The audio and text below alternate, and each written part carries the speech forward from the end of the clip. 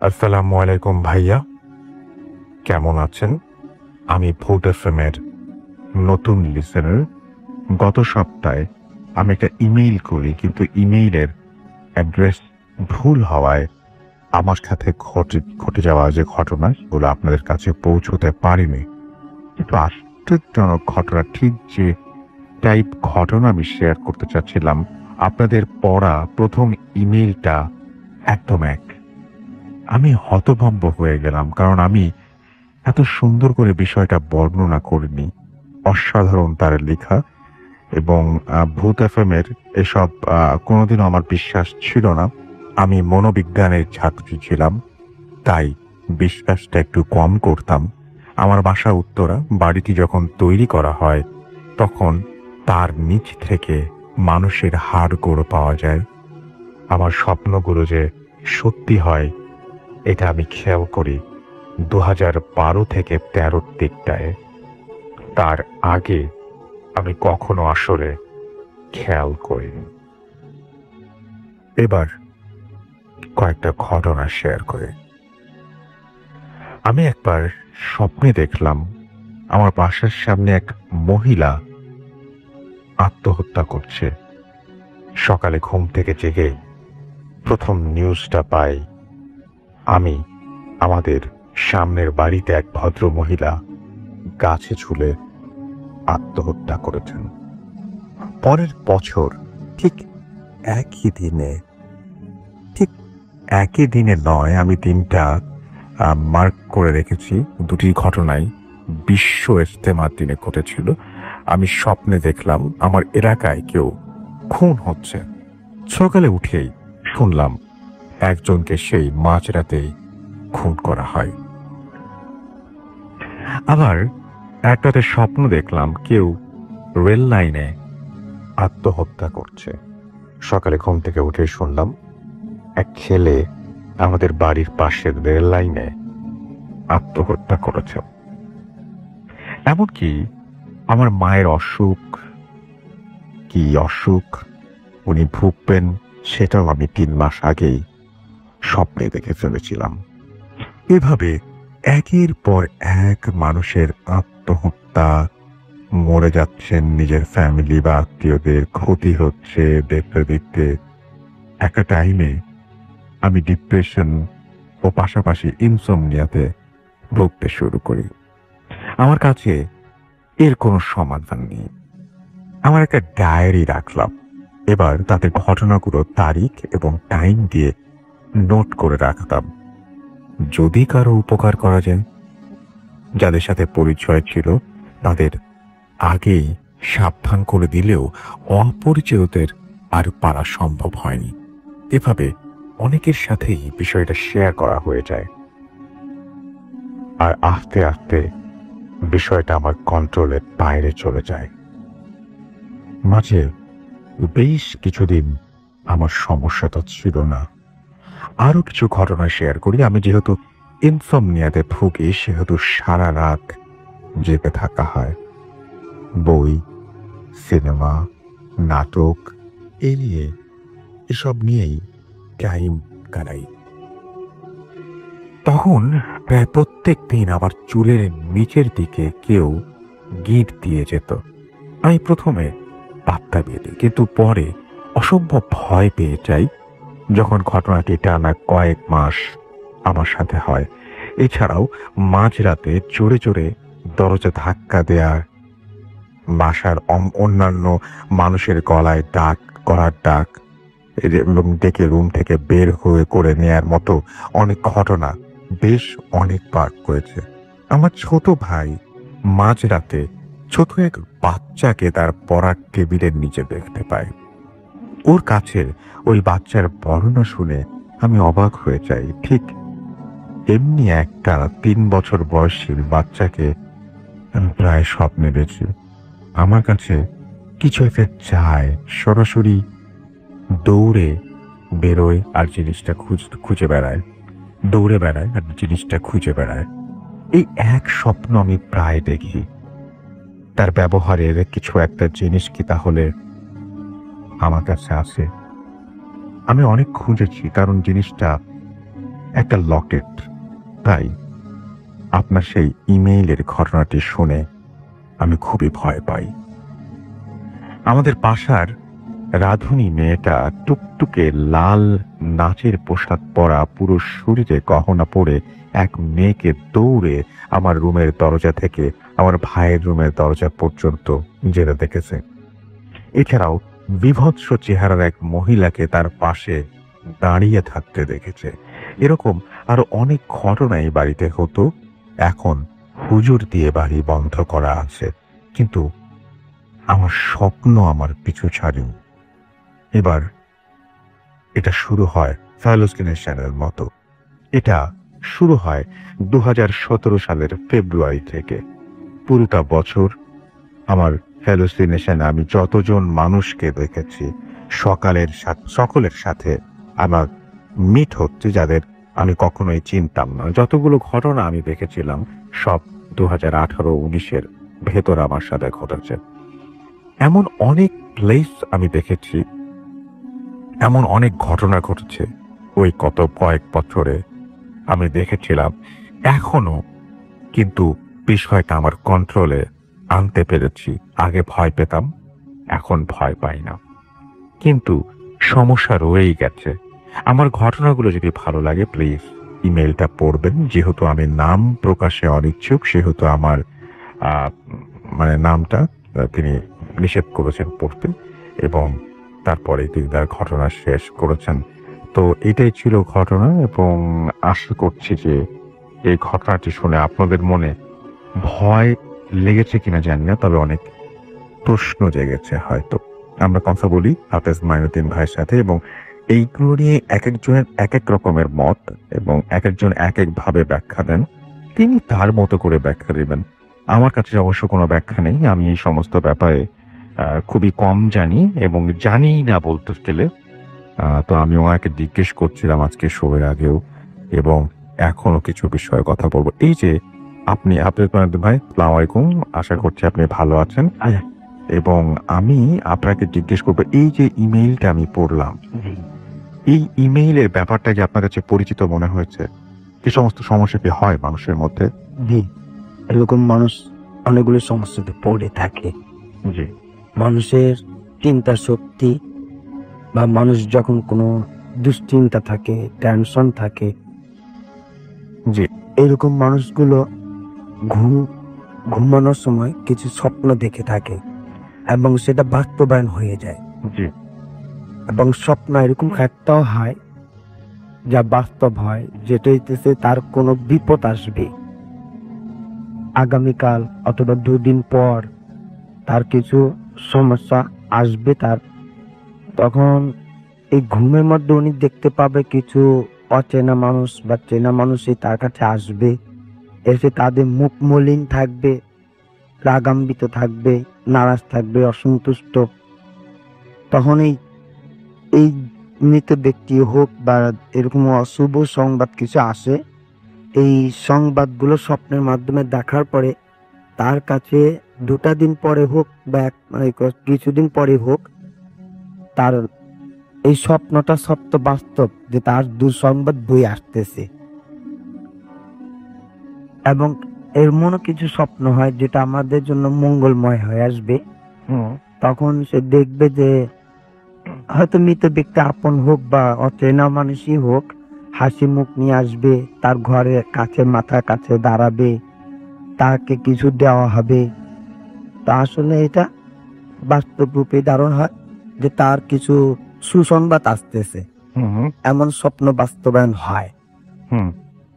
আচ্ছা, আমরা পরিচিত মানুষকে, আত্মীয় স্বজনকে অনেকে স্বপ্নে দেখেন, যারা মৃত, তাদেরকে কেন স্বপ্নে দেখেন বলে আপনার মনে হয়? হ্যাঁ, যে সমস্ত কাছের মানুষগুলোকে স্বপ্নের মধ্যে দেখানো হয় আসে, হয়তো আপনি তাদেরকে ভুলে গেছেন বা মনে আসতেছে না, কিন্তু যিনি আপনাকে মনে করতেছেন, আপনাকে প্রচুর ভালোবাসতো বা আপনাকে খুব প্রিয়, আপনাকে সে কাছের মানুষ মনে করতো, সে সেখান থেকেই এখনো পর্যন্ত আপনাকে কাছের মানুষ বা ভালোবাসার মানুষ বলেই সে আপনার কাছে স্বপ্নের জুড়ে দেখা দিতেছে, সে চলে আসতেছে আচ্ছা আপনাকে দেখার জন্য।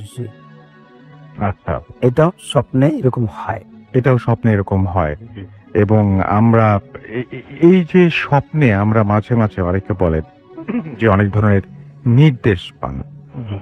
হ্যাঁ, তো এইটা কতটা যুক্তি নির্ভর বা এটা বিশেষ স্বপ্নের মাধ্যমে কাউকে কিছু উপদেশ নির্দেশ দেওয়া হয়।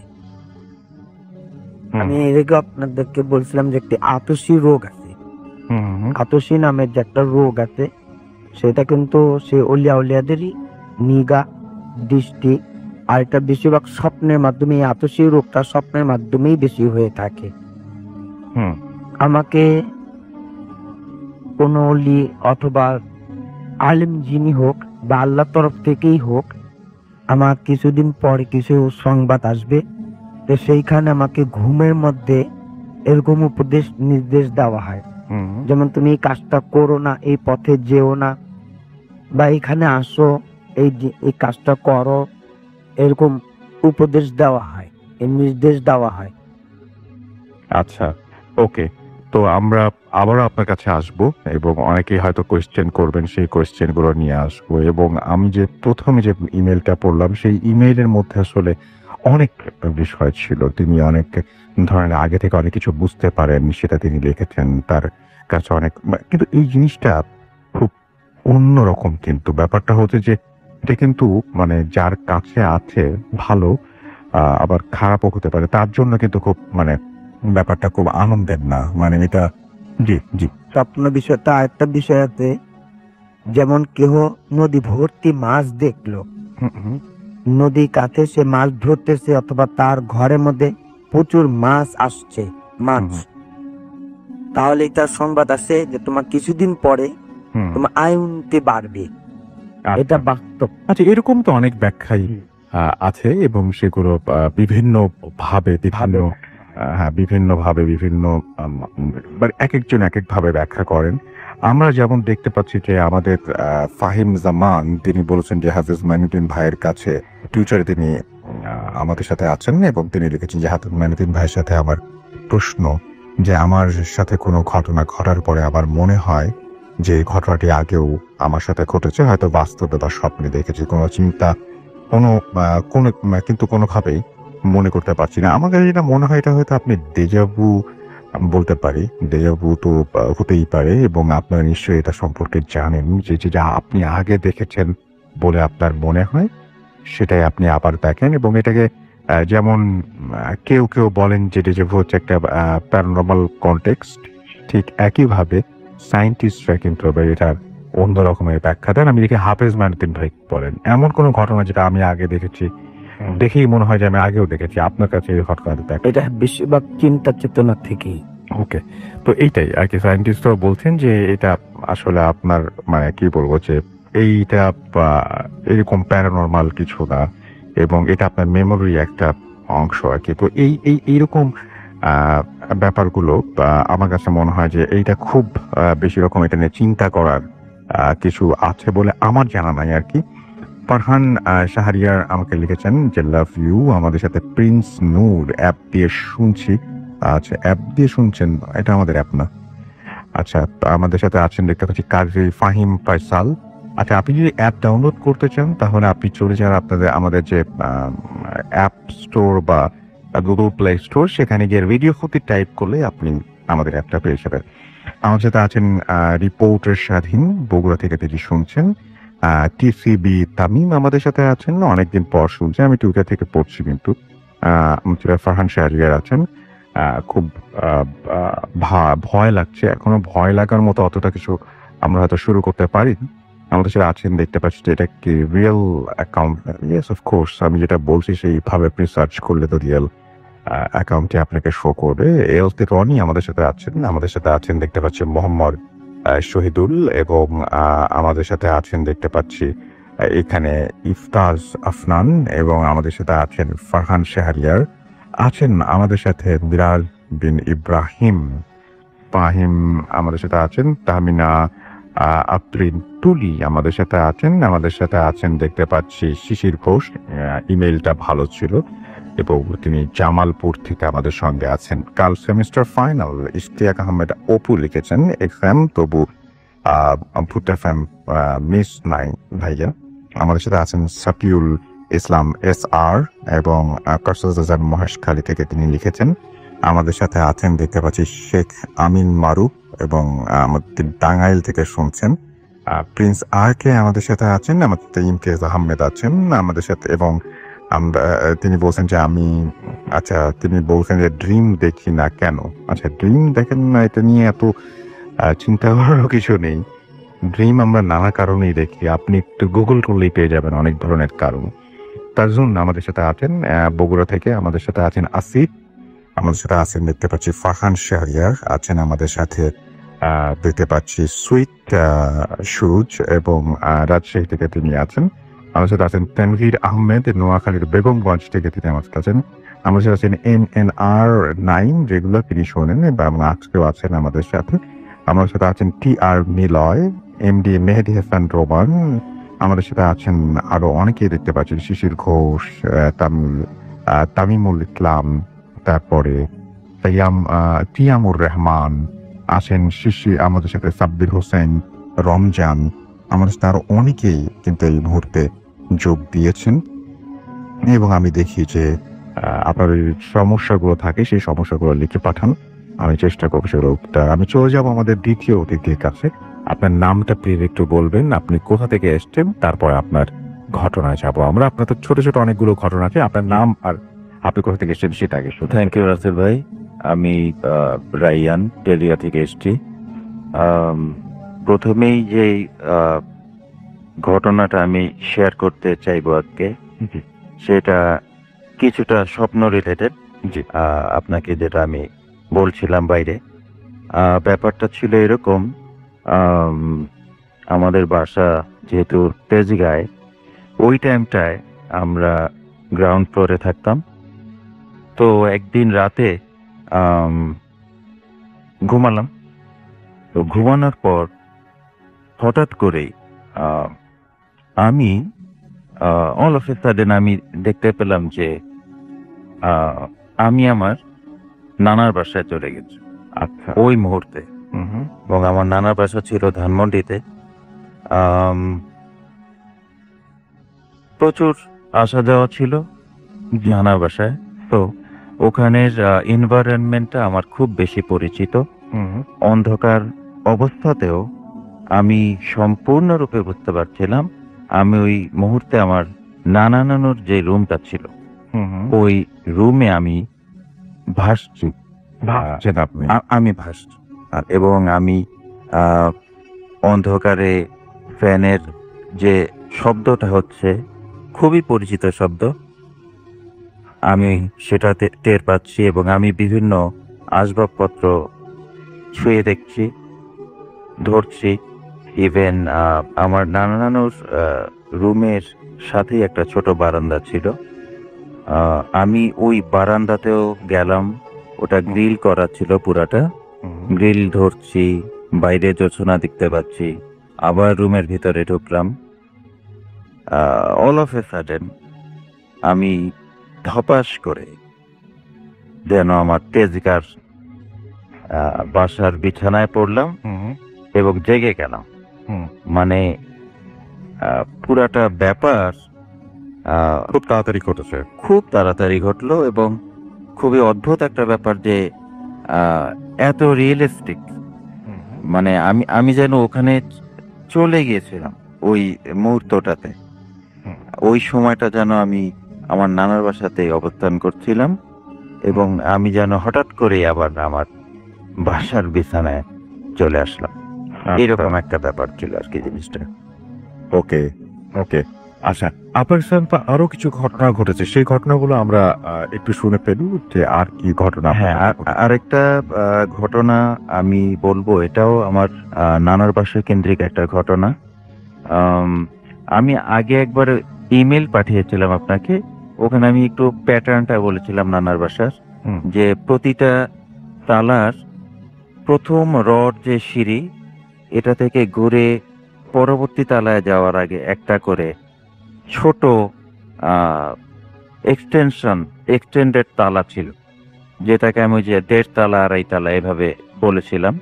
তো 3.5 তলার একটা ঘটনা বলি আমার নানার বাসার। ওই টাইমটাতে আমার নানার বাসায় আম, কিছু মেরামতের কাজ চলছিল। তো যে কারণে আম, ওই মেরামতের কাজ যারা করছিলেন তাদের একজন লিডার ছিল, তাকে সবাই সর্দার বলে ডাকতো।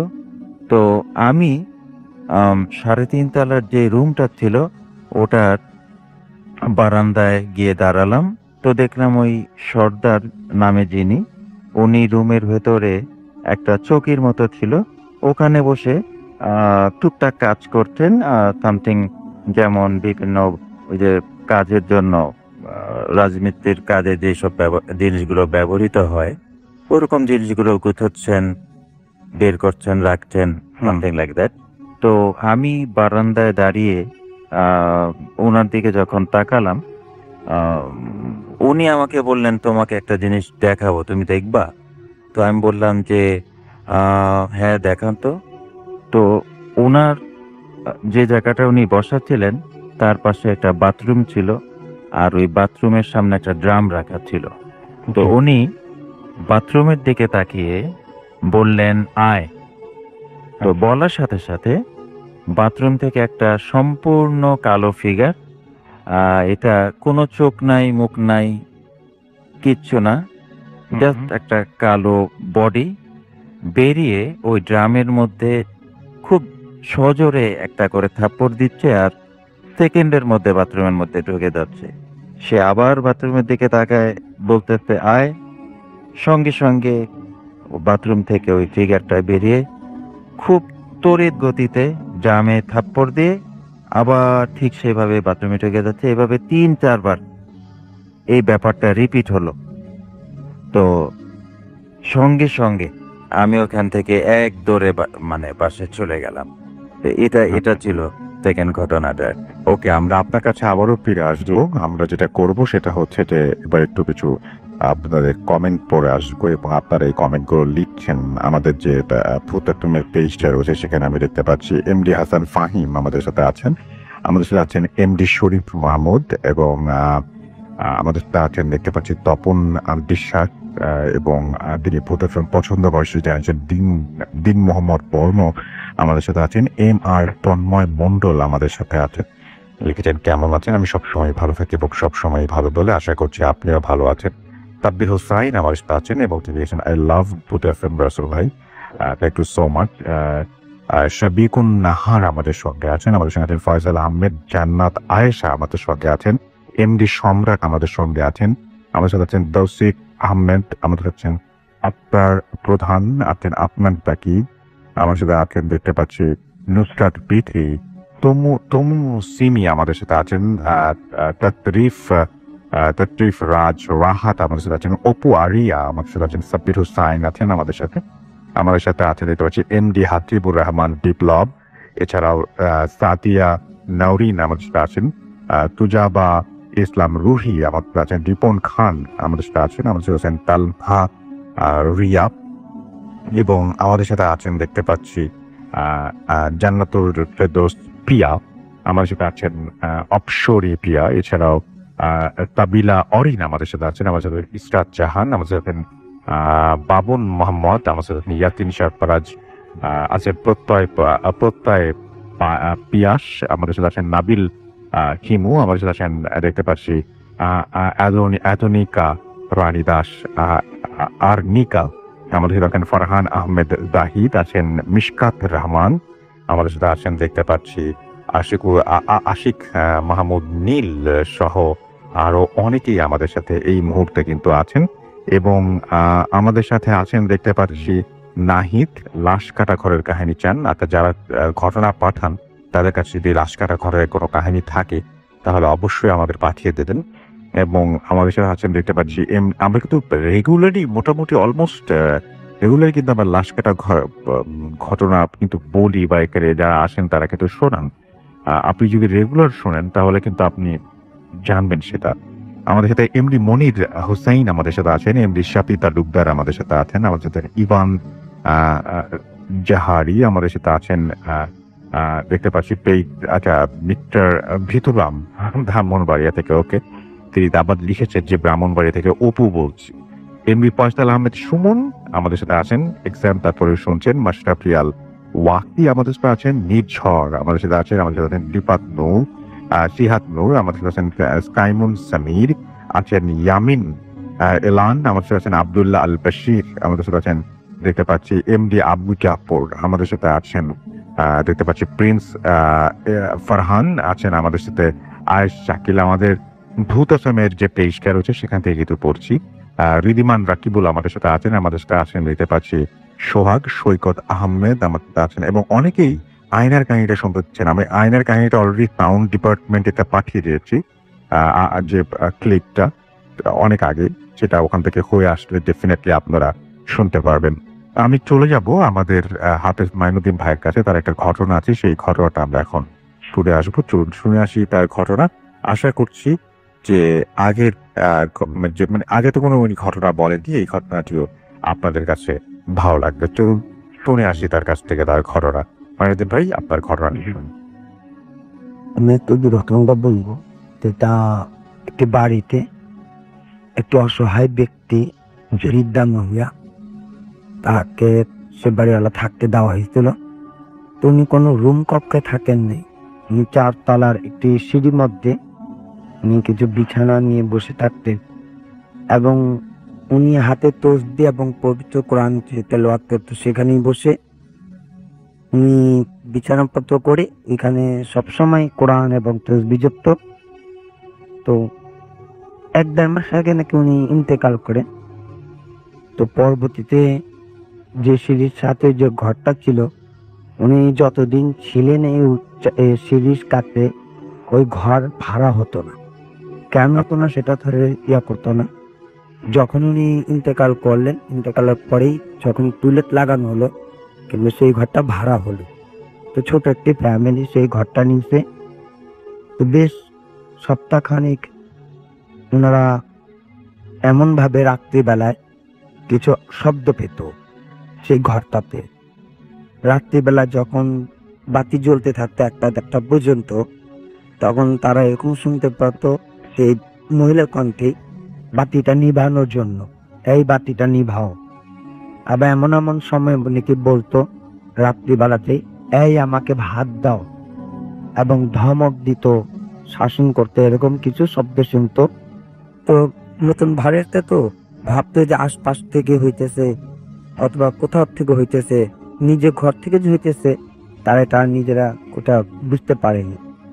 যখন এরকম প্রায় ঘটনা হইতেছিল কয়েকটা দিন, তখন তারা এরকম বুঝে নিল যে এটা তো আমাদের ঘর থেকে, এবং দরজাতে যখন নক করা হতো তারা দরজাটা খুলে দেখতো কেউ ছিল না। তো বিশেষ এরকম যখন এই কথাটাকে বাড়িওয়ালাকে বলা হয়, তখন বাড়িওয়ালা বলছে ঠিক আছে, আপনারা একটা দোয়ার ব্যবস্থা করে দেন এবং ঠিক হয়ে যাবে। আমাদের কাছে এরকম একটা বৃদ্ধ মহিলা ছিল, সেহেতু মারা গেছে, তবে তো দোয়া আয়োজনও করা হয়েছিল। এরপরও সেই শব্দগুলো হয়। ঘটনাক্রমে বেশ আজকে 2টা দিন আগে যখন এরকম রাত্রিবেলা দরজাটা নক করতেছে, তখন দরজাটা খুলে দেখে সেই বৃদ্ধ মহিলা, হ্যাঁ, হাতে তসবিহ পড়তেছিল এবং সাথে কোরআন তেলাওয়াত, কোরআন শরীফ খুলে বসেছিল, এবং খুব রাগান্বিত চোখে তার দিকে তাকিয়েছিল, বলতে আমার নামে নালিশ করতে, আমি তোদেরকে এটা শাস্তি দেব, এরকম এলোমেলো অনেকগুলো কথা বলতেছিল। তখন তারা সে বাড়িওয়ালার কাছে অভিযোগ করে, সেটা বাড়িওয়ালা বলতেছে ঠিক আছে, এটা আমি ব্যবস্থা নেব। এই মানুষটাকে তারা প্রায় দেখে যে ওনাদের ঘরে নক করা, কিছু চাওয়া, শাসন বারণ করা, বৃদ্ধা মহিলাটাকে দেখতে পায়, কিন্তু অথচ বৃদ্ধা মহিলা আজ থেকে 1-1.5 মাস আগে ইন্তেকাল করছেন। এটাই আমার ছিল ঘটনা। Riya, thank you so much. আমি দেখতে পাচ্ছি যে আমাদের এখানে সোহেল মাদুর আমাদের সাথে আছেন, তিনি কাতার থেকে শুনছেন আমাদের সাথে। রুকাইয়া জাহান মিম, আমি কিছু মেসেজ পড়ছি আর কি, যেটা রেডিও ফুর্তির পেজে এসছে, এবং তিনি আছেন আমাদের সঙ্গে। রাজবীর খান বাবু আমাদের সাথে আছেন, আমাদের সাথে আছেন মোহাম্মদ রনি আছেন আমাদের সাথে, দেখতে পাচ্ছি RHN রাকিব নীল হাসান, দেওয়ান তারেক মাহমুদ আমাদের সাথে আছেন, এমডি হাফিজুর রহমান আছেন, ইউনুস আলী আছেন আমাদের সঙ্গে, লাবু হুসেন, আব্দুল আলিম বাবু আমাদের সঙ্গে আছেন, আমাদের সঙ্গে আছেন SM তিশা মোহাম্মদ রনি আমাদের সাথে আছেন, দেখতে পাচ্ছি রংহীন ভালোবাসা আমাদের সাথে আছেন দেখতে পাচ্ছি। এছাড়াও তাসিন আহমেদ রোহান আমাদের সাথে আছেন দেখতে পাচ্ছি।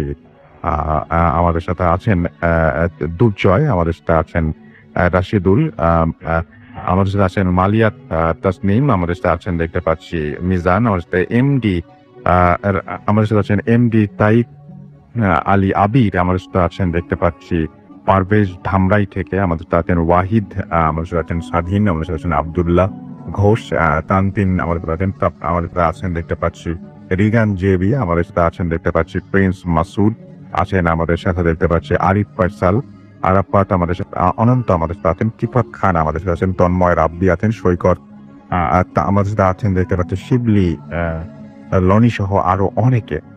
থ্যাংক ইউ সো মাচ আমাদের সঙ্গে থাকার জন্য।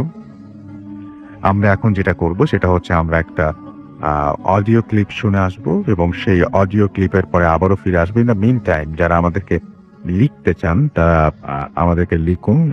আপনারা চলে যান www. আপনারা আচ্ছা ইমেল যদি করতে চান তাহলে putasmader@radioputi.fm, এটা হচ্ছে আমাদের ইমেল। আপনারা যদি আমাদেরকে ঘটনা লিখে পাঠাতে চান তাহলে এখানে আপনি অবশ্যই আপনার ঘটনাটি লিখুন এবং আপনি জানান যে এই ঘটনাটি আপনি স্টুডিওতে এসে শেয়ার করতে চান নাকি আপনি চান আপনার ঘটনা আমরা পড়ে শোনাবো। যারা স্টুডিওতে আসতে চান তারা অবশ্যই তাদের ঘটনার সঙ্গে নাম, ঠিকানা এবং ফোন নাম্বার দিতে ভুলবেন না। আর যারা দেশের বাইরে আছেন তারা সরাসরি অডিও ক্লিপ পাঠাতে পারেন বা লিখেও পাঠাতে পারেন, ঘটনাটি কমপ্লিটলি আপনার ব্যাপার। এবং আমি চাচ্ছি যে আরো অনেক বিষয়ে অনেক রকমের ঘটনা আপনাদের কাছ থেকে শুনতে, আপনাদের কাছ থেকে পেতে। আমরা চলে যাচ্ছি একটা ছোট্ট অডিও, ছোট না মোটামুটি ভালোই আছে এবং এটা লিখেছেন, এটা আমাদেরকে পাঠিয়েছেন নিহাত ইউকে থেকে। এবং আজকে আরো একটা অডিও ক্লিপ আমি চেষ্টা করবো শোনাতে, যেটা হচ্ছে মিশুক বার্সেলোনা স্পেন থেকে পাঠিয়েছেন। তো আমাদের বাইরে যারা আছেন তারা প্রচুর অডিও ক্লিপ পাঠান এবং আপনারাও সেটা আপনাদের উৎসাহের কারণে সেটা পাঠিয়ে দাও। তো আমি আপনাদেরকে শোনাচ্ছি আমাদের আজকের প্রথম অডিও ক্লিপটি, আশা করছি ভালো লাগবে। নিহাত বলছি লন্ডন থেকে। আসলে কি যে ঘটনাটা আমি আপনাকে শোনাতে চাচ্ছি এটা হয় কি না আমি জানি না, বাট ঘাটে আমি আমার ওয়াইফ আমরা লন্ডন আছি প্রায় 10 বছর। আর আমাদের একটা বেশ ভালো ফ্রেন্ড সার্কেল আছে এখানে। তো আমরা মাঝে মাঝেই সবাই প্ল্যান করে হলিডে ম্যানেজ করে আমরা ঘুরতে চলে যাই লন্ডনের বাইরে কোথাও। মোটামুটি বলতে গেলে UK we have been every corner of UK just to have some little fun holiday. Basically সব ওই হুল্লোড় ব্যাপারটা থেকে একটু রিলিফ পাওয়ার জন্য আর কি বাইরে চলে যাই। তো যাই হোক গত বছর 2018 এপ্রিলের থেকে ফার্স্ট উইক অফ এপ্রিল আমি, আমার ওয়াইফ বর্ষা, আমার কাজিন তুষার, আমার ফ্রেন্ড আসিফের ওয়াইফ জুই, আতিফ ভাই আর সিরিয়াত, আমরা সবাই আয়ারল্যান্ডে যাই একটা হলিডে প্ল্যান করার জন্য। তো আয়ারল্যান্ডে এখানে আমরা একটা কটেজ বুকিং করি, basically kind of holiday house সোজাই। তো কটেজ বুক করে আমরা এমন একটা জায়গায়, এই জায়গাটার নাম হচ্ছে বেলি মেনা, আয়ারল্যান্ড বেলফাস্ট থেকে বেশ কিছুটা দূরে, অনেক একদম কান্ট্রি সাইডে। আর আসলে আমরা যে জায়গাটায় কটেজটা বুক করি এটা মোটামুটি এমন একটা জায়গায় যা আশেপাশে উইদিন 6 মাইল রেডিয়াসের মধ্যে কোনো জনমানব নাই, কিছু নাই, যা শুধু কিছু ফার্ম হাউস। ওইগুলোতেও হয়তো মাঝে মাঝে কেউ থাকে, হয়তো লুক আফটার দিয়েছে, বাট নট এভরি টাইম। বলতে গেলে সন্ধ্যার পর থেকে পুরা এলাকা একদম ফাঁকা, কিচ্ছু একটা গাড়ি ঘোড়া দেখা যায় না। আর পাহাড়ের উপর একটা কটেজ, নাইস, অনেক সুন্দর একটা ভিউ। তো আমরা সবকিছু মানে অ্যারাউন্ডে সবকিছু দেখতে পারি, বাট কোনো মানুষজন নাই, এই একটি। যাই হোক আমাদের হলিডে ভালোই যাচ্ছে ওখানে, বেশ এনজয় করছিলাম আমরা সবাই। তো আমরা আসলে হলিডেতে যাই ওখানে 7 দিনের জন্য, যে আমরা 7 দিন এখানে টাইম স্পেন্ড করবো, then back to hell, I mean back to London again, সেই road trip life. Anyway, so একদিন আসলে আমরা আমাদের কটেজেরই সামনে একটু গার্ডেনের মতো আছে, ওখানে বারবিকিউ করছিলাম সবাই সন্ধ্যায়। তো বারবিকিউ শেষ করে মানে একদম খাওয়া দাওয়া করে বেশ টায়ার্ড। তো সবাই লিভিং রুমে বসে পার্ক প্লেসে আগুন জ্বালিয়ে আড্ডা দিচ্ছিলাম। তো সাডেনলি আমার যে কাজিন তুষার, ও আমার ওয়াইফ বর্ষা, ওরা বেশ ইয়ে করলো যে চলো ভূত দেখতে যাবো। ভূত দেখতে যাবো? ভূত কি, মুখে কথা কই যাবো ভূত দেখতে? তো আমি একটু মানে মোটামুটি আমি একটু রাজি ছিলাম না। প্লাস আমার যে ফ্রেন্ড আসিফ, ও একটু বলছে যে না, কিসে এত ঠান্ডার মধ্যে রাত্রেবেলা বাইরে তো দরকার কি, আমরা ঘরে বসে কাঠ টাট খেলি, আড্ডা দিই এমন। বাট তারপরে ওদের ইচ্ছার সাথে কুলে উঠতে পারলাম না। তো এর মধ্যে গুগল তো আছেই। হ্যাঁ, ওরা গুগলে কি সার্চ করলো যে একটা ফরেস্ট আছে, ফরেস্টে যাই। তো অনিচ্ছা সত্ত্বেও আমরা সব বের হইলাম। তখন অ্যারাউন্ড ওয়াজ 9:30 to 10 o'clock। তো যাই হোক, আমরা সবাই গাড়িতে উঠে বসলাম। তুষার ম্যাপ দেখে দেখে ড্রাইভ করছে যে কোথায় ফরেস্টটা গেলে কি পাওয়া যাবে। এরকম। তো আমরা যাই হোক গাড়িতে গল্প করতে যাচ্ছি। তো যেতে যেতে এমনি আমরা এসব কাইন্ড অফ ভূতের গল্প যে যা জানি একজন আগে শেয়ার করতেছিলাম, জাস্ট একটু পরিবেশটা একটু ভৌতিক করার জন্য। আর আসলে যখন আমরা বেরোচ্ছিলাম, এতটা অন্ধকার, এত ডার্ক চারিপাশে, মানে জাস্ট আমাদের গাড়ি চলতেছে, যতটুকু গাড়ির হেডলাইটের আলোটা যাচ্ছে এতটুকুই দেখা যাচ্ছে, বাকি চারপাশে একদম অন্ধকার। ইভেন তো গাড়ির ভেতরেও আমরা একজন আরেকজনকে দেখতে পাচ্ছিলাম, এতটাই ডার্ক ছিল। তো যাই হোক, এরকম ফান করতে হতে সাডেনলি আমরা করলো কি, আমাদের ওই একটা অ্যাপ ডাউনলোড করলাম, kind of funny app, it's not realistic. তো বেসিক্যালি এইটা মাঝে মাঝে জাস্ট ফর ফান, এটা নাথিং সিরিয়াস, বাট আমরা এটা নিয়ে ফান করছিলাম। মাঝে মাঝে দেখাচ্ছিল যে যেখানে মানে লাল ডট, রেড কিছু ডট ছিল, তো এই ডট গুলা মিনস এখানে কোনো স্পিড কিংবা কিছু এই জাতীয় কিছু আছে এরকম। যাই হোক, আমরা এটা নিয়ে ফান করছিলাম। তো কথা বলতে আমরা বেসিক্যালি যে ফরেস্টের দিকে যাওয়ার প্ল্যান করছিলাম, ওটার এক্সিটটা মিস করে। আর ওটার এক্সিট মিস করে মানে মানে কি জানো, একটা এক্সিট যখন ইউকে ড্রাইভে মিস করা যায়, দেখা যায় এটা জন্য অনেক লং, মানে ওয়ান ওয়ে রুট, তো লং টাইম ঘুরে আবার এই জায়গায় আসতে হবে। তো দেখা যাচ্ছিল আমরা ওটা মিস করার ফলে অনেকদিন ঘুরে আসতে হবে। তো এই মুহূর্তে সাজেস্ট হচ্ছে ঠিক আছে, এটা যখন মিস হলো এখানে যাওয়ার দরকার নাই, দেখো আশেপাশে আর কিছু আছে কিনা কাছে, তো আমরা ওইখানে যাই। তো যাই হোক, এরকম আরেকটা খুঁজে দেখা গেলো যে হ্যাঁ আরেকটা আছে, এটা এখান থেকে প্রায় 1 ঘন্টার মতো ড্রাইভ। ওকে, সময় তো আছে, কোনো কিছু নাই, বের হয়েছি যখন যাই দেখি 1 ঘন্টার ড্রাইভ। তো যাই হোক, আমরা যেখানে যাওয়ার প্ল্যান করছিলাম যে ফরেস্টটাতে, ওইটা স্কিপ করে আমরা নেক্সট ইয়েতে যাওয়ার কথা, ওইখানে উদ্দেশ্যে রওনা দিলাম আর কি। তো যাই হোক, ওইখানে যাচ্ছিলাম, এরকম ভূতের গল্প রাস্তায় চলছিল। তো যেতে যেতে আমরা একসময় আমাদের গন্তব্যস্থানে পৌঁছাই আর কি। তো ওইখান থেকে মানে রাস্তাটা বর্ণনা যে মাঝখান দিয়ে রাস্তায় চিকন সরু রাস্তা, দুই পাশে শুধু গাছ গাছালি, আশেপাশে মানে জঙ্গলের মতো, আশেপাশে কিছু নাই। তো আমরা কিছু যেতে ওইখানে একটা মেঠো পথ আর কি, মোটামুটি ওখানে কোনো পিচ চালার রাস্তা নেই। রাইট সাইডে গাড়িটা কিছু ঢুকে দেয় যে এই যে জঙ্গলের রাস্তা পেয়েছি, এদিক দিয়ে আমরা যাবো বলে ড্রাইভ করে চলে যেত। তো আমি তখনও হেজিটেট করছিলাম। প্লাস আমার ফ্রেন্ড ছিল, ওরাও বেশ হেজিটেট যে না, কি দরকার আসছি রাত বিরাতে। বেসিক্যালি ভূতের ভয়টা না, ধরলাম অজানা একটা জায়গা, আগে কখনো আসি নাই, এত রাতে এই জায়গাটা সেফ কিনা, আমরা যাচ্ছি মানে কত রকমের বিপদ হইতে পারে। তো যাই হোক, এইসব প্ল্যান করে এখন কে শোনে কার কথা। তুষার ড্রাইভ করছিল, সে তো অলরেডি ড্রাইভ করে জঙ্গলের ভিতরে গাড়ি ঢুকাই দেয়। যাই হোক, একটু পরে যাইতেই রাস্তার মাঝখানে ঠিক মানে যেটা রাস্তা, তো ওইখানে হুট করে দেখি যে সে হাত ব্রেক করে। কি হলো, হঠাৎ করে হাত ব্রেক কেন? দেখি যে রাস্তাটা বন্ধ, এখানে কিছু গাছ পড়ে আছে, মানে দেখে বোঝা যাচ্ছে যে অনেকদিন মানে আমি জানি না লাস্ট কবে এই দিক দিয়ে কোনো মানুষজন যাতায়াত করেছে কিনা। কারণ টোটালি যেভাবে গাছটা পড়ে আছে, দেখেও মনে হচ্ছে এটা অনেকদিন ধরে আছে, আর রাস্তাটাও পুরো একটা বন্ধ, তো যাওয়ার কোনো উপায় নাই এইদিকে।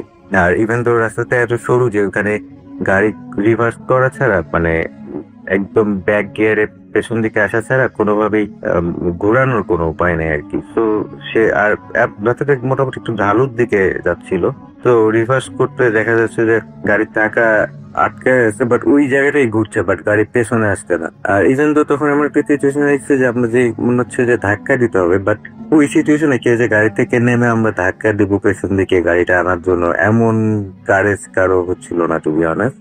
তো যাই হোক, সামহাও আমরা ওইখান থেকে বের হয়ে আসি আর কি। বের হয়ে মানে গাড়িটা ঘুরাইতে পারি। তো গাড়ি ঘুরে যখন আসছি, সাডেনলি আমাদের যে অ্যাপটা ছিল হাতে, তখন আমরা ওটা ফান হিসেবেই নিচ্ছি। তো এখানে সাডেনলি দেখা যাচ্ছে রেড ডট, কিন্তু আর ওটা খুব বেশ নয়েজ করছিল, সামথিং লাইক দ্যাট। লাইক তো যাই হোক, আমরা ওটা নিয়ে তো আর্থিক একটু ভীতু টাইপের, প্লাস আমার ওয়াইফ তো এটা নিয়ে বেশ ফান করছিল বসে অনেকক্ষণ। রিয়া রাতিক ভাই, ওদের কোনো কমেন্টস নাই, ওরা চুপচাপ মানে যে যা বলছে এরকমই। তো আমি মোটামুটি বললাম যে থাক, যাই হোক, রাস্তা যেহেতু বন্ধ পাইলাম, সামনে বাধা পাইলাম, দরকার নাই আর যাওয়ার, চলো ঘোরাঘুরি তো হইলেই। ভাই চলে যায় যে বাসে যে কটেজে যে আড্ডা দিয়ে আর কি। তো সাডেনলি হলো কি, রাসেল ভাই গাড়ি ঘুরে, তো বললাম সে তুষার যখন গাড়িটা ঘুরলো, আমরা বললাম ঠিক আছে, আমরা যেদিক দিয়ে আসছি ওদিক দিয়ে তো বের হয়ে যাবো, এখন আমরা বেশি দূর আসি নাই। তো সাডেনলি সে কি করলো, গাড়িটা শুধু একটা নির্দিষ্ট একটা সেন্টার ধরে, মানে একটা মাঝখানে বেশ কিছু গাড়ি আছে, বাট মাঝখানে একটুখানি ফাঁকা জায়গা, যেমন ধরেন আমাদের বাসার আঙিনা যেমন হয় যে হয়তো বা গাছ গাছের, বাট মাঝখানে সুন্দর রাউন্ড একটা ফাঁকা জায়গা। তো ওইটাকে একটা সেন্টার ধরে তুষার শুধু গাড়িটা ঘুরছে, মানে রাউন্ড অ্যাবাউটে গাড়ি যেমন নেই ঘুরে সার্কেল করে, সেরকম 2-3টা সার্কেল দিচ্ছে। আর যখন সার্কেল দিচ্ছে, গাড়ি হেডলাইটের আলোয় জঙ্গলে চারিপাশটা মানে আরো ভয়ঙ্কর হয়ে উঠতেছে, মানে যে দিকটা আলো যাচ্ছে সাডেনলি আলো এবং চারিদিকটা অন্ধকার। তো এরকম করতে তো হুট করে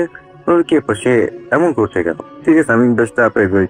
এদিকে আসিস, জুই ভাবি, ওরা তো জোরে জোরে আয়তাল কুস্তি পড়া শুরু করে দিচ্ছে, সবাই লা ইলাহা ইল্লাল্লাহ মানে কিছু। তো আমি হুট করে, আমি সেই তুষারের ইমিডিয়েট পেছনেই বসেছিলাম, হুট করে দেখলাম মানে খুব শাউট করে উঠলাম, বলে এই তুষার কি তুমি ফান করতেছো এত রাতে, পাইজাম অনেক। মানে আমি খুব মানে জানি না কেন আমি এরকম আচরণ করলাম, মানে খুব ভয় থেকে কিংবা কিছু থেকে আমি জানি না, ওরা খুব শাউট করে উঠলাম যে তুমি এমন করছো কেন। যাও তো, কারণ সে যেন মানে সেলফ ফিরে পেলাম, মানে মনে হচ্ছে যে তার এতক্ষণ যে সে যেটা করছে, গাড়িটা যেমন রাউন্ড করে ঘোরাচ্ছিল, ওর কোনো সেন্স ছিল না, কিংবা মানে সে ইচ্ছা করে করছিল না, মানে কেন এমন হলো, মানে সাধারণ সে যখন হলো তখন সে ব্রেক করলো। তো ভাই কি না তুমি এমন ঘুরতেছো কেন, মানে কি একটা অবস্থা। তো এটা বলতে বলতেই তার হেডলাইটে তখন সামনে সোজাসুজি যে জায়গাটায় পড়ছিল, ওই জায়গায় ঠিক দেখি যে একটা কাইন্ড অফ কবর কি না যায় না, বাট একটা মনুমেন্টের মতো ওইখানে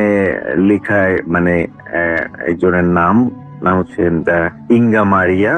আমি যাই হোক, আপনার সুবিধার জন্য আমি লিঙ্কটাও দিয়ে দিচ্ছি আপনাকে, আপনি এটা সম্পর্কে যেটা জানতে পারবেন।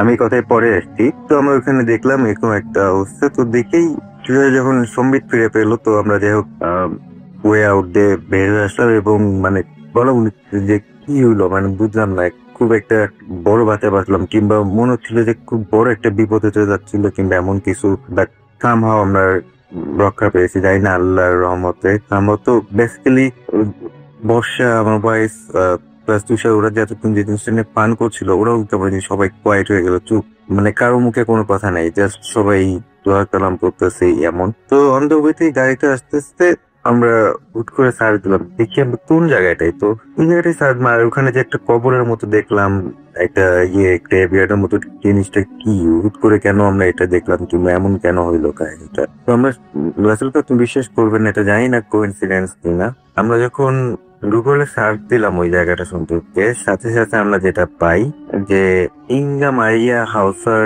নামে একটা মেয়ে ছিল, সে ওইখানে মার্ডার হয়, এবং মার্ডারটা হয় 1988-এ 6th of April। সে বেসিক্যালি সে একজন জার্মান নাগরিক, বাট সে সামহাও ওইখানে মিসিং হয়, এবং ওই জায়গাটায় তার লাশ পাওয়া যায়। এবং রাসেল ভাই, সবচেয়ে উইয়ার্ড থিং যেটা, যে আমরা যেদিন ওইখানে গিয়েছিলাম সেই দিনটা ছিল 6th of April 2018, মানে basically exactly 30th date anniversary of like.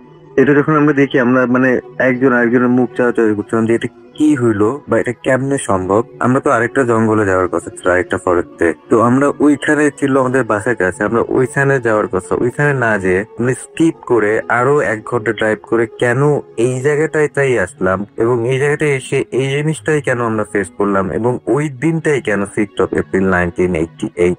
তো রাসেল ভাই, আমি এখনো জানি না যে এটার কারণ কি, বা এটা কেন হইলো।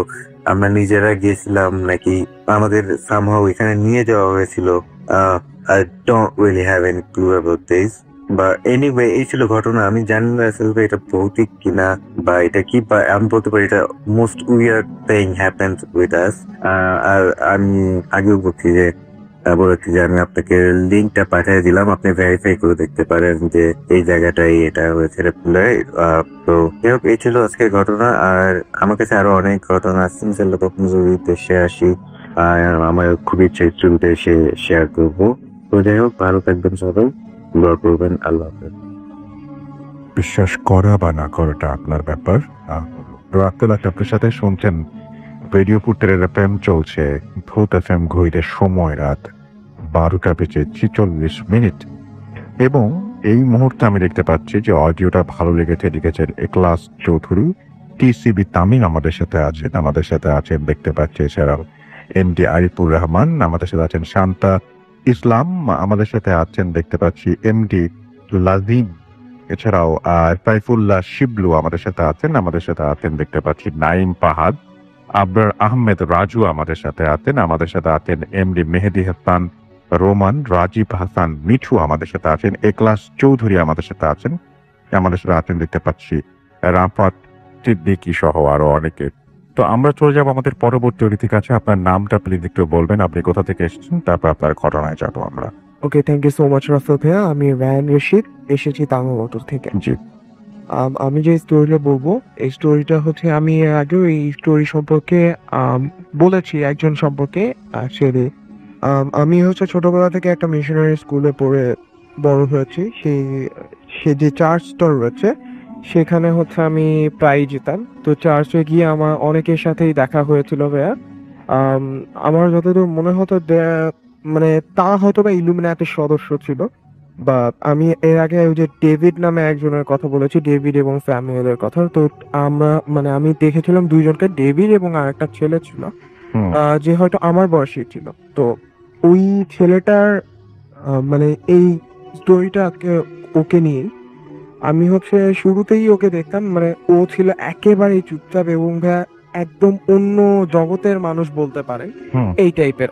মানে কি বল, পুরাই আলাদা। খুব মানুষের সাথে কম মিশতো, খুব মানে একটু রাগী ছিল। আর যার সাথে কথা বলতো তখন কথা বলতে, আর যার সাথে কথা বলতো না একেবারেই বলতো না।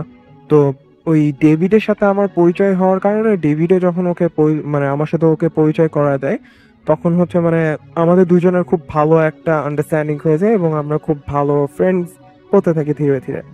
তো মানে ওর একটা বিশেষ জিনিস লক্ষ্য করতাম, ওর সাথে যখনই কারো রাগারাগি হতো, লাইক আমি একদিন একজনকে দেখেছি যে মানে ওর সাথে ঝগড়া করে বেশ খুব রাগ হয়ে গেছে ছেলেটা। তো বলতে যে তুই আজকে বাসায় যা, তোকে দেখে নেবো, তুই যা, তোকে দেখে নিচ্ছি। তো যেই ছেলেটাকে ও বলেছে, শোনা গেছে যে ওই দিন বেলা ও বাসায় যেতে যেতে রোড অ্যাক্সিডেন্ট করেছে।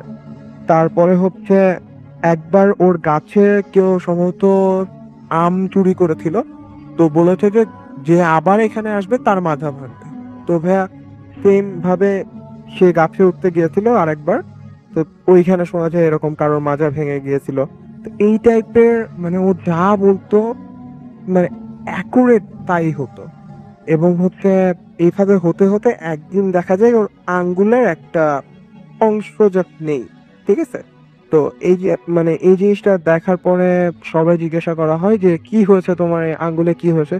তো ও যে বলে যে আমার মেশিনে হাত চলে গিয়েছিল যার কারণে একটু প্রবলেম হয়েছে। লাইক সবাই তো জিজ্ঞাসা করবে এই হাতে ব্যান্ডেজ দেখাতে, মানে দেখলে। তো ও জাস্ট ঢাকার জন্য এই জিনিসটা বলে। তো একদিন দেখা যায় তার আর একটা আঙ্গুলের এইরকম পার্টস নেই। এভাবে দেখতে দেখতে ওর হাতের প্রায় ম্যাক্সিমাম পার্টই নেই। তো ওকে বলে যে, আর আশ্চর্যজনক বিষয় হলো ভাইয়া, ও জাস্ট হাতে কোনো মতে ব্যান্ডেজ করে এসেছে। লাইক আপনার যদি আঙ্গুল কেটেও যায় বড় আকারের, আপনাকে ডাক্তারের কাছ থেকে ড্রেসিং করাতে হবে, সেলাই করাতে হবে, অনেক ঝামেলা। বাট ও তেমন কিছু না, যে কভার করে দেওয়া। তো এই টাইপের জিনিস দেখার পরে আমি মানে ওকে জিজ্ঞাসা করি যে সত্যি করে বাবা কি হয়েছে, আমি মানে বুঝতে পারছি যে তুমি এই জিনিসটা কোনো স্বাভাবিক জিনিস না, কি হয়েছে সত্যি করে বলবা। তো ডেভিডও ওই সময় আমার সাথে খুব ক্লোজ ছিল এবং ডেভিডের সাথে ওই ব্ল্যাক ম্যাজিক, টেবল প্লেট এই টাইপের অনেক বিষয় নিয়ে কথা হতো। ডেভিড একবার ওকে আমার বাসায় নিয়ে গেছিল। তো এরকম হচ্ছে ও 2-3 দিন মানে কথা বলার পরে, বেশি জোরাজোরি করার পরেও আমাকে বলে ঠিক আছে আজকে তোমাকে বলবো আমি। তুমি একটা কাজ করো, তুমি আমার বাসায় আসো। আমি বলছি যে তোমার বাসাটা কোথায়? বলে যে ঠিক ডেভিডের বাসার অপোজিটে। তো আমি ঠিক ওইখানেই যাই ভাইয়া। যাওয়ার পরে মানে ঢুকতেই দেখি ওই ওদের পাশে না মানে কোনো কিছুই ছিল না, ওর মা বাবাও কেউ ছিলেন না। মানে বাসাটা পুরাটাই ফাঁকা, একটা রুম ছিল ফাঁকা। তো ওইখানে ভাইয়া মেবি একটা উইজা বোর্ড টাইপের ছিল, স্টার আঁকানো এই টাইপের। এবং ভাইয়া ওর বাসায় দেখতাম কি মানে প্রচুর দামি দামি পাখি, খরগোশ এই টাইপের অনেক কিছু ছিল। ও এগুলো পালতো। তো ও হচ্ছে বলো যে আজকে তোমাকে আমি আমার প্রভুর সাথে দেখা করাবো, আজকে তুমি আমার প্রভুকে দেখতে পাবে। আমি বললাম রিয়েলি? আচ্ছা ঠিক আছে, দেখি তো। আমি তো এই বিষয়গুলো নিয়ে তেমন মানে খুব বেশি ইন্টারেস্ট বাট বিলিভ করি না তেমন, দেখি তোমার আজকে কথায় কি হয়। তো বলে যে ঠিক আছে, তুমি এক জায়গায় বসো। তো ভাইয়া ও আমাকে একটা চেয়ারে বসায় গোল করে একটা দাগ দিয়ে দেয়, সামথিং পাউডার টাইপের কিছু একটা দিয়ে বলে যে তুমি, আমি যতক্ষণ না পর্যন্ত না বলবো এখান থেকে বের হবে না। এরপরে ভাইয়া ও করে কি, ও আর একটা ওই যে স্টার ছিল, স্টারে বসে যায়। স্টারের ঠিক মাঝখানে একটা পাথর ছিল, ও পাশ থেকে একটা বিশাল মানে ম্যাকাও যে পাখি রয়েছে ভাইয়া, ওই পাখিটাকে আনে, এনে আর একটা নিজে এক্সপিরিয়েন্স করছে। একদম নিজের চোখে। এবং ভাইয়া ম্যাকাও পাখিটাকে এক হাত দিয়ে এনে ওর মাথাটাকে কোনো মতে রেখে আর একটা পাথর দিয়ে বাড়ি দেয় এবং ওর মাথাটা আলাদা হয়ে যায়। এবং এটাকে আপনার চোখের সামনে ঘটে? জি ভাইয়া, একেবারে চোখের সামনে। এবং জিনিসটা খুবই কি বলবো, অত্যন্ত ভয়ানক ভাইয়া ছিল। যে বিকজ আর পাথরটা ছিল একেবারে ভাইয়া চোখা টাইপের এবং অনেক ধারালো, যার কারণে হচ্ছে মাথাটা আলাদা হয়ে যায়। এবং ভাইয়া ওই যে ব্লাডটা বের হয় ওর বডি থেকে, তো ওই ওই যে মানে ওই স্টারটা কোন একটা মানে অংশ ফিল আপ করে দেয় ওই ব্লাড দিয়ে হচ্ছে ভাইয়া সামথিং কিছু একটা পড়তে থাকে, বলতে থাকে, বলে যে তুমি আসো, আমি তোমার জন্য ওয়েট করছি। দেন হচ্ছে আর কিছু কিছু সামথিং, ওর কাছে একটা বই টাইপের ছিল, ওই টাইপের মানে ওই জিনিসটা দেখে ও আরো বলতে থাকে। এই টাইমে ভাইয়া ঠিক ওই সামনে একটা পর্দা ছিল, পর্দার আড়াল থেকে কেউ একজন কথা বলে ওঠে, কি হয়েছে, কি সমস্যা, হঠাৎ আমাকে ডাকলে? তো বলে যে মানে তখন ও পিছন থেকে বলে তোমাকে ডাকলাম, তোমাকে তো আমি ডিস্টার্ব করছি না, তোমার ভালোর জন্যই তো বলছি। তো শোনো, আমার একটা ঝামেলা হয়েছে, আমার এই প্রবলেম, জাস্ট ওর একটা প্রবলেম শেয়ার করে যে আমার এই ঝামেলা হচ্ছে, তুমি কিছু একটা করো। তখন হচ্ছে বলে ঠিক আছে, তাহলে তুই তোর ভাইয়ের সাথে একবার কথা বলে নিস। ওর মানে ভাইয়ার এরপরে ওই মানে ওইখান থেকে আর কোনো আওয়াজ টাওয়াজ আসে না, ঠিক হয়ে যায়। তো তখন হচ্ছে ভাইয়া পরের দিন সকালে শোনা যায় ওর হচ্ছে এরকম ভাইটা মানে হঠাৎ করে রোড অ্যাক্সিডেন্টে মারা গেছে। তো ওর কাছে জিজ্ঞাসা করা হয় যে এরকম বলা হলো যে তোমার মানে ভাইয়ের সাথে কথা বলে নাও।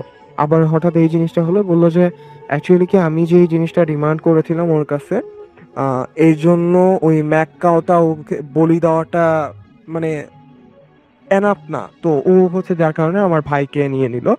আর হচ্ছে আমি বললাম যে তোমার এখন মানে কি তোমার মানে ভাইয়া অবাকজনক ছিল যে ওর ভাইকে হারিয়েছে, বাট ওর মুখে কোনো দুঃখে কোনো ছাপ নেই, জাস্ট ও ওর মতোই আছে। তো এই টাইপের জিনিস দেখার পরে আমি বললাম যে তাহলে তোমার এই যে তোমার হাত কাটছো ধীরে ধীরে, তো এটা লাস্ট ডেটটা কি হতে পারে? বলে যে কি বলো লাস্ট ডেট? আমি তো আমার প্রভুর জন্য জানও দিয়ে দিতে পারি। ও মানে ও আমার সব, ও আমি দেখো আমি যা বলি তাই হয়। তো ও তো মানে ও আমার এত কথা শুনে আমি ওর জন্য জানটা দিতে পারবো না? অবশ্যই। তারপরে কি হলো? তো হচ্ছে ভাইয়া এরপরে মানে এরকম চলতেই থাকে ও এই টাইপের যা বলে তাই হয়ে যায়। আর একটা টাইমে শোনা যায় যে ভাইয়া ছেলেটা মারা গেছে, হঠাৎ করেই চাচা একদিন শুনি যে ও মারা গেছে। তো ভাইয়া ও যখন হচ্ছে মানে ওর বডিটা যখন আনা হয়, জাস্ট দেখেছিলাম যে ওর মুখের ভেতর থেকে ওর বাঁ হাতটা ঢুকিয়ে মানে ঘাড়ের পেছন থেকে বের করলে যেরকম অবস্থাটা হয়, ঠিক মানে প্রচন্ড বিদঘুটে অবস্থা ভাইয়া। এবং মুখের ভেতর থেকে নিয়ে পেছন দিয়ে বের করা হাতটা, এবং এই অবস্থায় ওর লাশটাকে রাখা, কোনো মতে ঢেকে দেওয়া। আমি জাস্ট মানে দেখে ওইখানে জাস্ট এক নজর দেখেছিলাম ভাইয়া, এবং এত ভয়ানক ছিল বিষয়টা। ওর এক হাত তো মানে অর্ধেক ছিলই না, আর সাথে মানে এই জিনিসটা ছিল। এবং এটা দেখার পরে মানে বুঝে গেছিলাম যে ব্যাপারটা আসলে কোনো সাধারণ বিষয় ছিল না। এবং যাকে যারা আরো অনেকে ছিলেন তারাও বুঝেছিলেন যে অ্যাকচুয়ালি কোনো স্বাভাবিক কিছু ছিল না। পরে তারা অনেক কিছু খুঁজেছিলেন, বাট তেমন কিছুই পাইনি ভাই। এইটাই ছিল অবস্থা। থ্যাংক ইউ সো মাচ আপনার ঘটনার জন্য আপনাকে অনেক ধন্যবাদ। এবং আমি দেখতে পাচ্ছি যে আমাদের এইখানে অনেকেই লিখছেন, এবং আমি দেখতে পাচ্ছি যে শাহরিয়ার আহমেদ সোহাগ আমাদের সাথে আছেন, এবং তিনি লিখেছেন যে ভিডিও ফুর্তি অ্যাপ ইজ পারফেক্ট ফর, আচ্ছা তিনি বলছেন যে সবার জন্য এটা খুব ভালো, এবং he is listening from Maldives, সেটা তিনি জানিয়েছেন আর কি। আমাদের সাথে আছেন দেখতে পাচ্ছি সাগর, এছাড়াও আরিফ হাসান আমাদের সাথে আছেন দেখতে পাচ্ছি, এছাড়াও সিফাত তাহসান, তিনি লিখেছেন ভয় করছে। আমাদের সাথে আছেন আতাউর রহমান রাজন, তিনি জানিয়েছেন, জিজ্ঞেস করেছেন ডক্টর আচ্ছা তিনি জানিয়েছেন যে আফনান ভাই কবে আসবেন। ডক্টর আফনান ভাই না, ডক্টর আলিফ গত সপ্তাহে এসেছিলেন। আফনান ভাই মনে হয় এর মধ্যে কোনো একদিন চলে আসবেন। আমাদের সাথে আছেন দেখতে পাচ্ছি সিফাত খান, অপসরী প্রিয়া আমাদের সাথে আছেন, এবং আমাদের সাথে আছেন দেখতে পাচ্ছি আফরিন সুলতানা আন্নি, এবং আমাদের সাথে তিফাক তাহসান আছেন আমাদের সাথে আছেন দেখতে পাচ্ছি, এছাড়াও নাইফারম্যান ইমন আমাদের সাথে আছেন দেখতে পাচ্ছি, এছাড়াও প্রিন্স শহীদুল মোহাম্মদ রহমতুল্লাহ আমাদের সাথে আছেন দেখতে পাচ্ছি, এছাড়াও জুবায়ের আহমেদ রোমিও আমাদের সাথে আছেন, আরিম সুলতানা আন্নি আমাদের সাথে আছেন, জান্নাতুল ফেরদৌস প্রিয়া আছেন আমাদের সাথে, মেহেদি হাসান, এবং আমাদের সাথে আছেন দেখতে পাচ্ছি জুবায়ের আহমেদ রোমিও আমাদের সাথে, মোহাম্মদ আমাদের সাথে আছেন দেখতে পাচ্ছি মিল্টন হাসান তুহিন সহ আরো অনেকে। থ্যাংক ইউ সো মাচ আপনাদের ঘটনা পাঠানোর জন্য, আপনাদের কমেন্ট করার জন্য। আমরা চলে যাবো আমাদের প্রথম অতিথির কাছে। আপনার নামটা প্লিজ একটু বলবেন, আপনি কোথা থেকে এসেছেন সেটা একটু বলবেন, তারপরে আপনার ঘটনায় যাব, এবং আশা করছি যে এই ঘটনাটি আপনাদের ভালো লাগবে। আপনার থার্ড নাম্বার যে ঘটনাটি, ছোট্ট ঘটনা যদিও, আমরা একটু শুনে আসি। ধন্যবাদ রসুল ভাই। আমি রাইয়ান তেজিগা থেকে। আমার এখনের যে ঘটনাটা আমি শেয়ার করব সেটা আমার নানার বাসার কেন্দ্রিক একটা ঘটনাই। আমি একদিন বিকাল বেলায় ছাদে হাঁটছিলাম, তো হঠাৎ করে দেখলাম যে নানা বাসার পাশের যে বিল্ডিংটা, ওটার ছাদে একটা ঘুড়ি এসে পড়লো।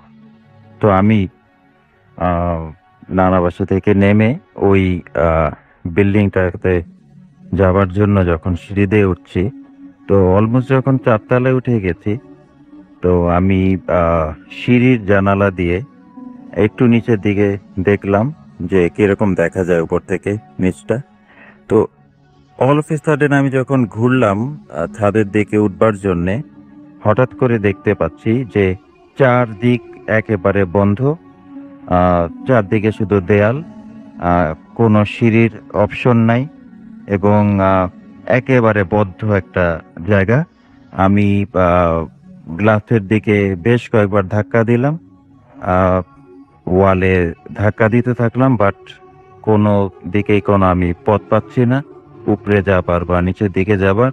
এরপরে যখন আমি আবার ঘুরে সিঁড়ির ওই জানালার দিকে ফিরলাম, এরপর হঠাৎ করে ঘুরে আবার দেখি ঠিক আগের মতোই উপরে ওঠার সিঁড়িটাও দেখতে পাচ্ছি, নিচে যাবার সিঁড়িও দেখতে পাচ্ছি। তো এই অবস্থাতে আমার মধ্যে আর কোনো মানসিকতা কাজ করলো না যে আমি আবার ছাদে যাই। ওই অবস্থায় নাই তখন। আমি দৌড় দিয়ে নিচে নেমে আবার আমার নানার বাসায় চলে গেলাম। এটা ছিল আমার থার্ড ঘটনাটা। Thank you so much, thank you. আমি দেখতে পাচ্ছি আমার সাথে লাজিম আহমেদ প্রিয় আমার সাথে আছেন, এবং তিনি বলেছেন যে আজকে কোনো গ্রামের ঘটনা আছে কিনা। আমাদের তো ভূতের ম্যাক্সিমাম ঘটনায় গ্রামেরই হয়, তাই না? এবং যারা ঘটনা বলেন, আর আমি দেখিনি যে কোনোদিন মানে এরকম হয়েছে যে কেউ বলেছেন যে আমি শহরের ঘটনা শুনতে চাই। I don't know Y. আমরা সবসময় গ্রামের ঘটনা যারা শহরে থাকেন তারাও নিয়ে আসেন।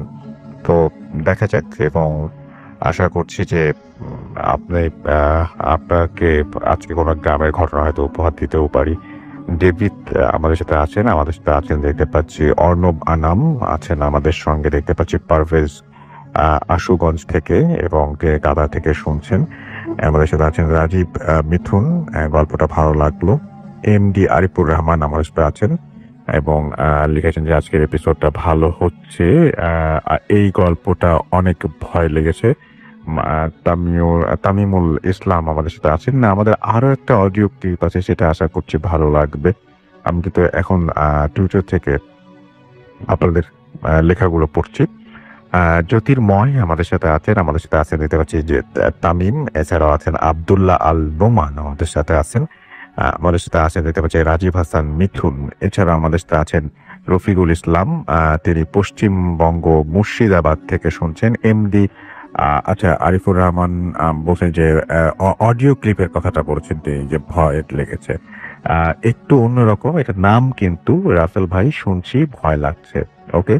এমডি শাকিল মাহমুদ আমাদের সাথে আছেন দেখতে পাচ্ছি এক্লাস চৌধুরী, এছাড়াও আরো অনেকেই আমাদের সাথে আছেন। আমাদের যে রেডিও ফুর্তির যে পেজটা, সেই রেডিও ফুর্তির পেজেও আপনারা অনেকে কমেন্ট করেছেন। আমি কিছু কমেন্ট না পড়লেই না, আমি কিছু কমেন্ট পড়ে আসছি, তারপর আমরা নেক্সট যে ঘটনা সেই ঘটনাটিতে যাব।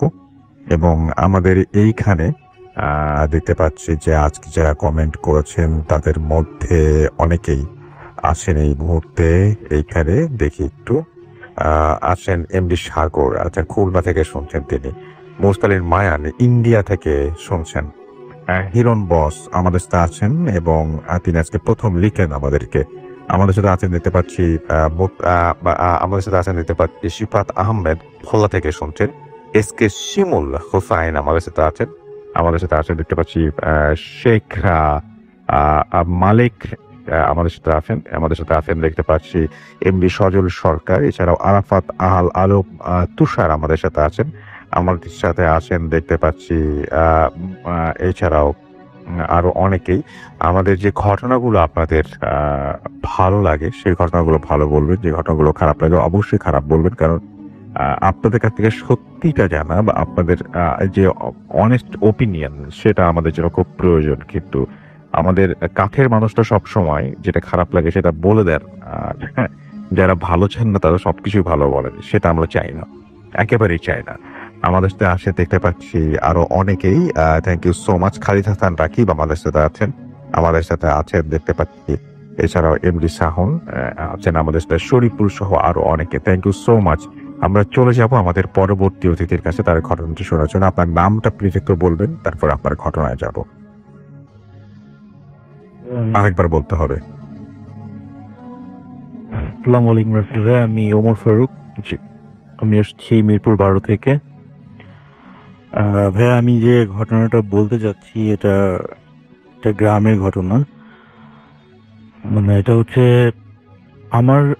আমি যে গ্রামে থাকি ওই গ্রামেরই। তো এটা হচ্ছে পিরোজপুর জেলার জিয়ানগরের মধ্যে পড়েছে, গ্রামটার নাম হচ্ছে পদ্মাশী গ্রাম। আচ্ছা। তো আমাদের ঘটনাটা যেটা ঘটেছে আমাদের বাসা থেকে ইমিডিয়েট কাছে ওই বাড়িটা। তো ওই বাড়িটা ছিল হচ্ছে মানে একটা ছাড়া বাড়ি টাইপের, মানে বাড়িটা অনেক বড় একটা বাড়ি, শুধু গাছপালা দিয়ে ভরা। আর বাড়িটার মধ্যে দুটো ঘর ছিল, একটা ঘরে কেউ থাকতো না। আর হচ্ছে শুধু ঘরটা ছিল, বাট ঘরের যে লোকজনগুলো তারা হচ্ছে গার্মেন্টসে চাকরি করার জন্য চট্টগ্রাম ওখানে থাকে। আর যে ঘরটা ছিল ওটা মোটামুটি কোথাকার ঘটনাটা আরেকবার সবাইকে বলেন। এটা হচ্ছে বলা যাবে? হ্যাঁ, পিরোজপুর জিয়ানগর, গ্রামটার নাম হচ্ছে পদ্মাশী। যে গ্রামের ঘটনা বলছেন তো সবাই, তো গ্রামের ঘটনা অলরেডি চলে এসে থাকেই প্রতি ভূতের বলে। তো হচ্ছে ওই যে বাড়িটার কথা বলছিলাম আমি, বাড়িটার সাইড দিয়ে হচ্ছে একটা খাল চলে গেছে। ওই খালের সাইডে হচ্ছে বড় একটা বাগান বাড়ির মধ্যে যা যা হচ্ছে সুপুরি গাছ, নারকেল গাছ, বাড়ির ছাড়, তারপর কচু ক্ষেত, এরকম বড় দু একটা পুকুর আছে। মানে বাড়িটার মধ্যে যদি হচ্ছে দিনের বেলা কেউ ঢুকে অন্ধকার একটা ভাব বা হচ্ছে পাখি ডাক, মানে খুব একটা ভয়ানক একটা ভাব আছে। তো ওই বাড়িটায় থাকতো হচ্ছে দুইজন থাকতো, মানে মুরব্বী থাকতো দুইজন। স্বামী স্ত্রী, আর ওনার ছেলে, দুটো ছেলে। আর ওনার ছেলে মেয়ে টোটাল আমি শিওর বলতে পারছি না, কিন্তু দুটো ছেলে হচ্ছে আমি চিনি যাদেরকে।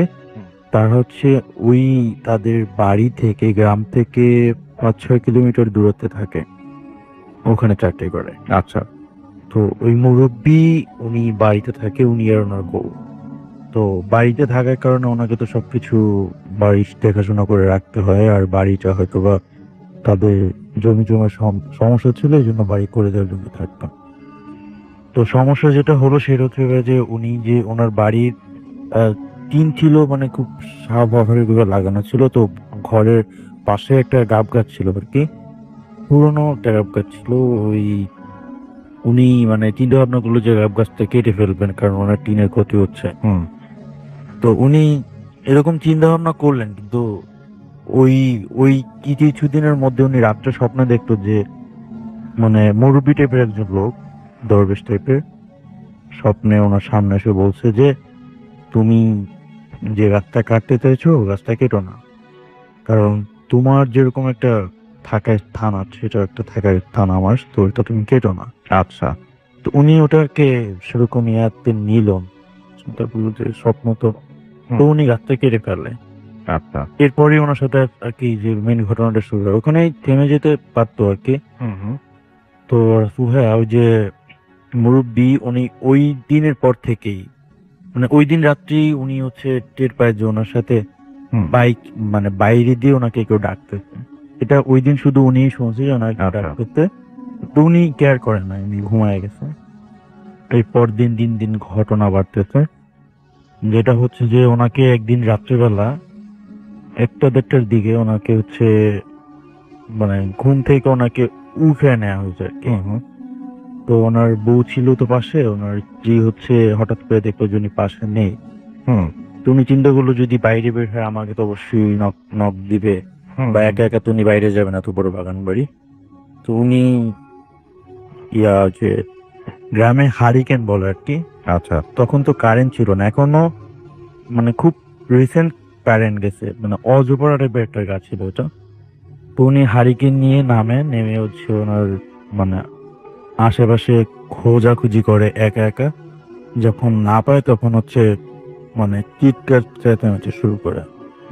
তো শুরু করার পর আশেপাশ দিয়ে মানুষ আসে, মানুষজন এসে হচ্ছে দেখা যায় যে ওনাদের যে বাগান বাড়িটা, যে গ্রামে ভাই ওটাকে মানে বের বলে থাকে আর কি, তা সবাই বুঝবেন হয়তো বা। আচ্ছা। আর শহরে আমরা লেক বলে, আচ্ছা। জায়গায় লেক টাইপের কিছু ছিল। তো ওনাকে ওই লেকের মধ্যে পাওয়া যায়, উনি ওই জায়গায় আছে, মানে খুব খারাপ অবস্থায় আছে, গায়ে কাদা মাখা পানির মধ্যে। ওখান থেকে ওনাকে রাত্রে উদ্ধার করা হয়। তো উনি কিছুই বলতে পারছিল না, জিজ্ঞেস করার পর যে কি হয়েছিল। তো ওই দিন গেল। তো আর উনি হচ্ছে এবার যখন রাত্রে ঘুমাতো দেখতো যে, আমি বলছি যে ওনাদের যে ঘরটা ছিল, ঘরটা হচ্ছে খুবই নর্মাল ছিল, নামের ঘর ছিল, কিন্তু উনি ওই রাত্রেবেলা যখন ঘুমাইতো, যে তাদের আলো পড়তো, উনি দেখতে পাইতো যে ওনাদের বাড়ির মানে অনেক বড় বড় গাছ ছিল, তো ওই ফাঁকা দিয়ে দেখতো যে কোনো গাছ দিয়ে ওনাকে ডাকতেছে, বা ওনার দিক তাকে বিদ্যুৎ ভাবে হাসাহাসি করতেছে। তো এটা দেখার পর আর উনি এই যে টর্চারটা হয়েছে, এরপর উনি অনেক অসুস্থ হয়ে পড়ছে। এরপর ওনার ছেলে আসছে, ওনার নাতি আসছে, সবাই বাড়িতে ছিল। হঠাৎ করে আরেকদিন ওরকম, মানে ওই দিন রাত্রে কেউ খেয়াল করে না যে উনি নাই। সকালবেলা ফজরের দিকে হচ্ছে ওনার যে নাতি ছিল, আর নাতি হচ্ছে বাথরুমে গেছে আর কি।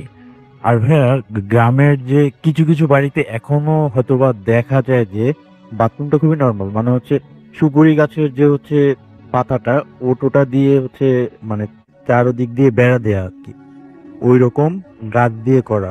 গ্রামে এরকম এখনো বাথরুম ওগুলো আছে।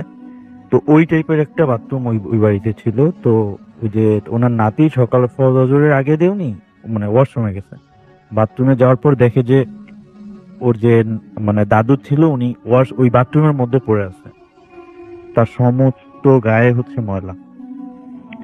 তো এটা দেখার পর ও তো সবাইকে ডেকে আনার পর ওখান থেকে উঠানো হয়, গোসল করানো হয়। আজকেও সেম কাহিনী, উনি কিছু বলতে পারতেছেন যে উনি ওই জায়গায় কিভাবে গেল। তো এরকম হওয়ার পর ভাইয়া এই যে এর মধ্যে আরো দু একদিন ওনাকে এরকম রাত্রেবেলা নিয়ে যাওয়া হয়েছে।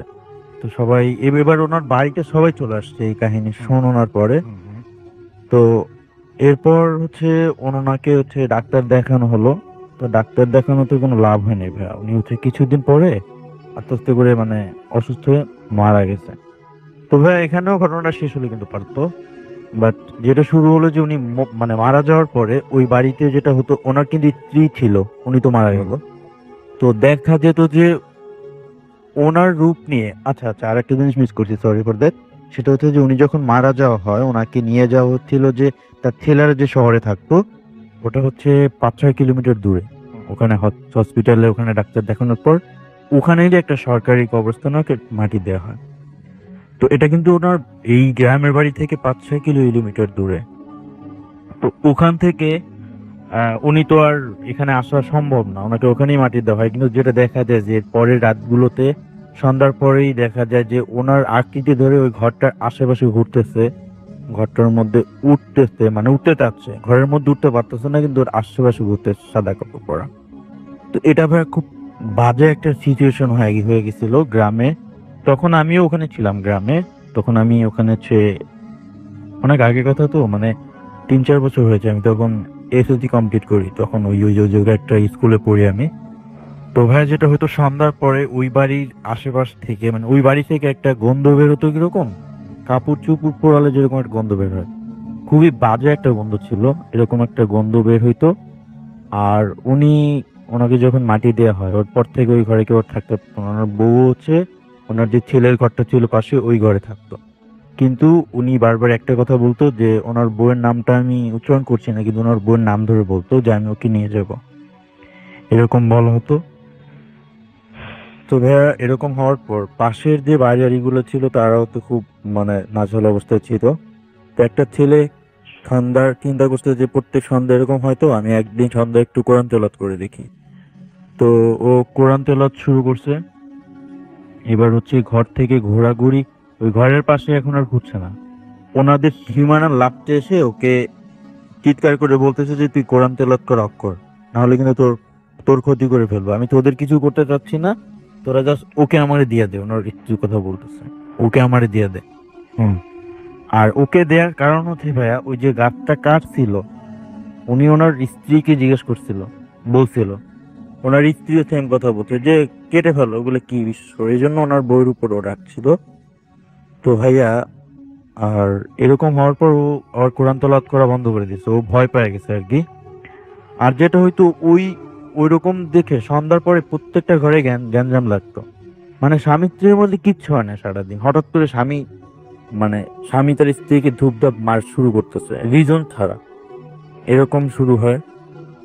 তো হ্যাঁ, এরকম করতে করতে ওই বাড়ির একজন জামাই ছিল, উনি চট্টগ্রাম থাকতো, গার্মেন্টস চাকরি করতো, উনি এই খবর পেয়ে বাড়িতে আসে। তো উনি সামথিং শুনছে যে হচ্ছে উনি মারা গেছে বা অসুস্থ এরকম, কিন্তু উনি আসতে আসতে হয়তো বা রাত 11টার মতো বাজছে, চাঁদনি রাত ছিল।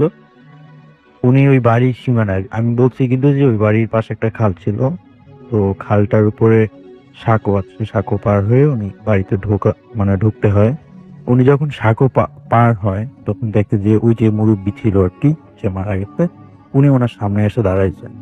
কিন্তু অদ্ভুত ছিল যে ওনার সাইজটা ছিল একটু ডিফারেন্ট, খাটো টাইপের ছিল। কিন্তু উনি যখন ঢুকে ফর্মালিটি মেডেন সালাম দিল, সালামের উত্তর দেয় না, কিন্তু উনি আস্তে আস্তে করে লম্বা হচ্ছে। ফার্স্টে ছিল এক হাইট, পরে হাইট বাড়তেছে। তো এইটা দেখে উনি হচ্ছে মেনে নিতে পারে না, উনি ওখানে অজ্ঞান হয়ে পড়ে যায়, পরে ওনার জ্বর হয়ে ওনার অবস্থা খুব খারাপ হয়ে যায়। কিন্তু এখন ব্যাপারটা হচ্ছিল যে ওনাদের যে জাস্ট ফ্যামিলিরা শুধু ক্ষতিগ্রস্ত হচ্ছে না, ভয় পাচ্ছে না, পুরো গ্রামবাসী একটা ইয়ার মধ্যে ছিল, আতঙ্কের মধ্যে ছিল, সন্ধ্যার পরে কেউই বাইরে বেরোতে পারতো না। তো এরপর ভাইয়া সবাই মিলে সিদ্ধান্ত নিল যে এইটাকে কিছু একটা করতে হবে। তো এরপর ওখানে 1.5 জন কবিরাজকে নিয়ে আসা হয়। আর আমাদের ওখানে বাজারে একটা মসজিদ আছে, মানে ওই মসজিদের ইমাম সাহেবকে খবর দেওয়া হয়। তো উনি ফার্স্টে রাজি হয়, তারপরে 2-3 জন মিলে আর কি ওই বাড়িতে সন্ধ্যা একটা করে আসর করে। আসর অনেক গ্রামবাসী ছিল ওখানে। আসর করার পর হচ্ছে সামথিং কিছু হচ্ছে তারা দোয়া পড়লো, আর হচ্ছে মানে লোহার রড টাইপের ছিল অনেকগুলা, ঝাড়ু এইসব অনেক কিছু ছিল।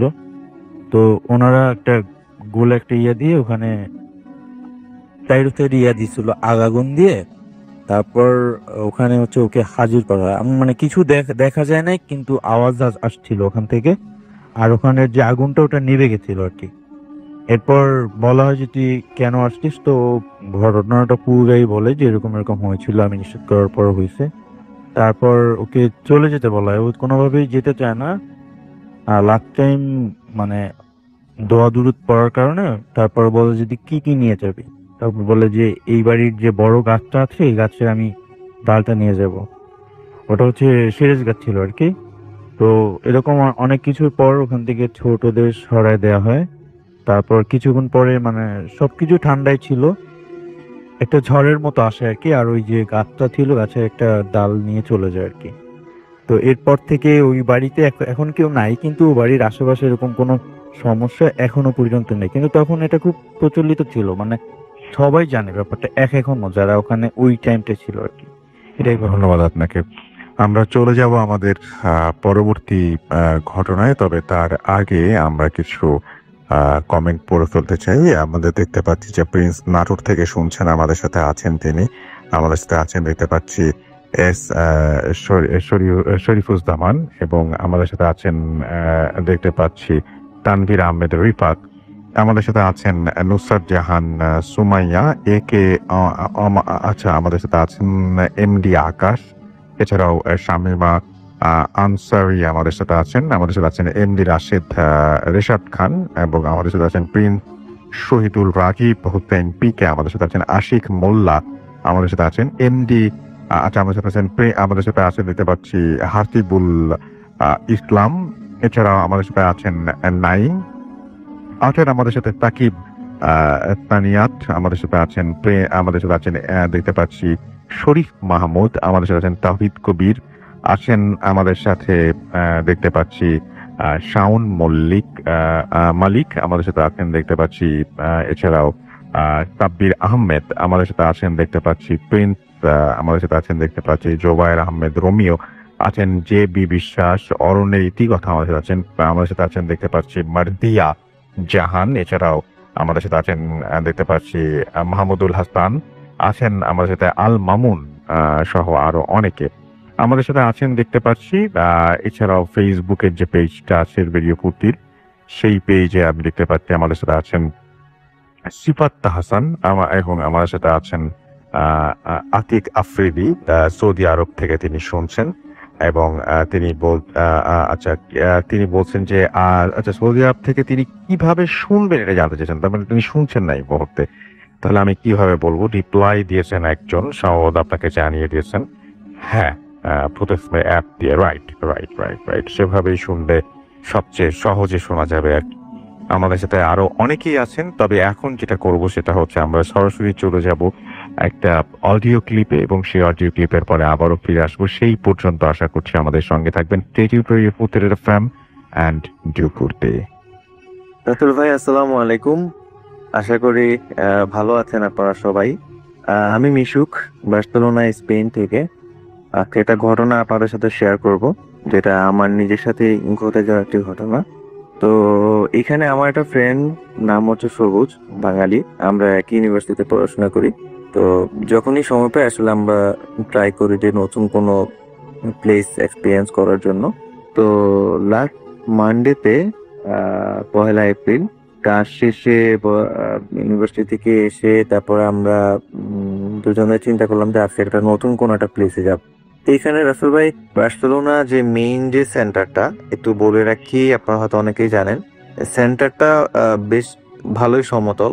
তো আপনি সেন্টারের বাইরে যে এরিয়াগুলা বেশ পাহাড়ি, এখানে সমতল খুব একটা নেই, অনেকটা পাহাড়ি এরিয়া। তো আমরা ওরকমই একটা জায়গা, এটা হচ্ছে জায়গাটার নাম হচ্ছে পার্ক দে মনজুইক, আপনারা হয়তো অনেকেই জানেন।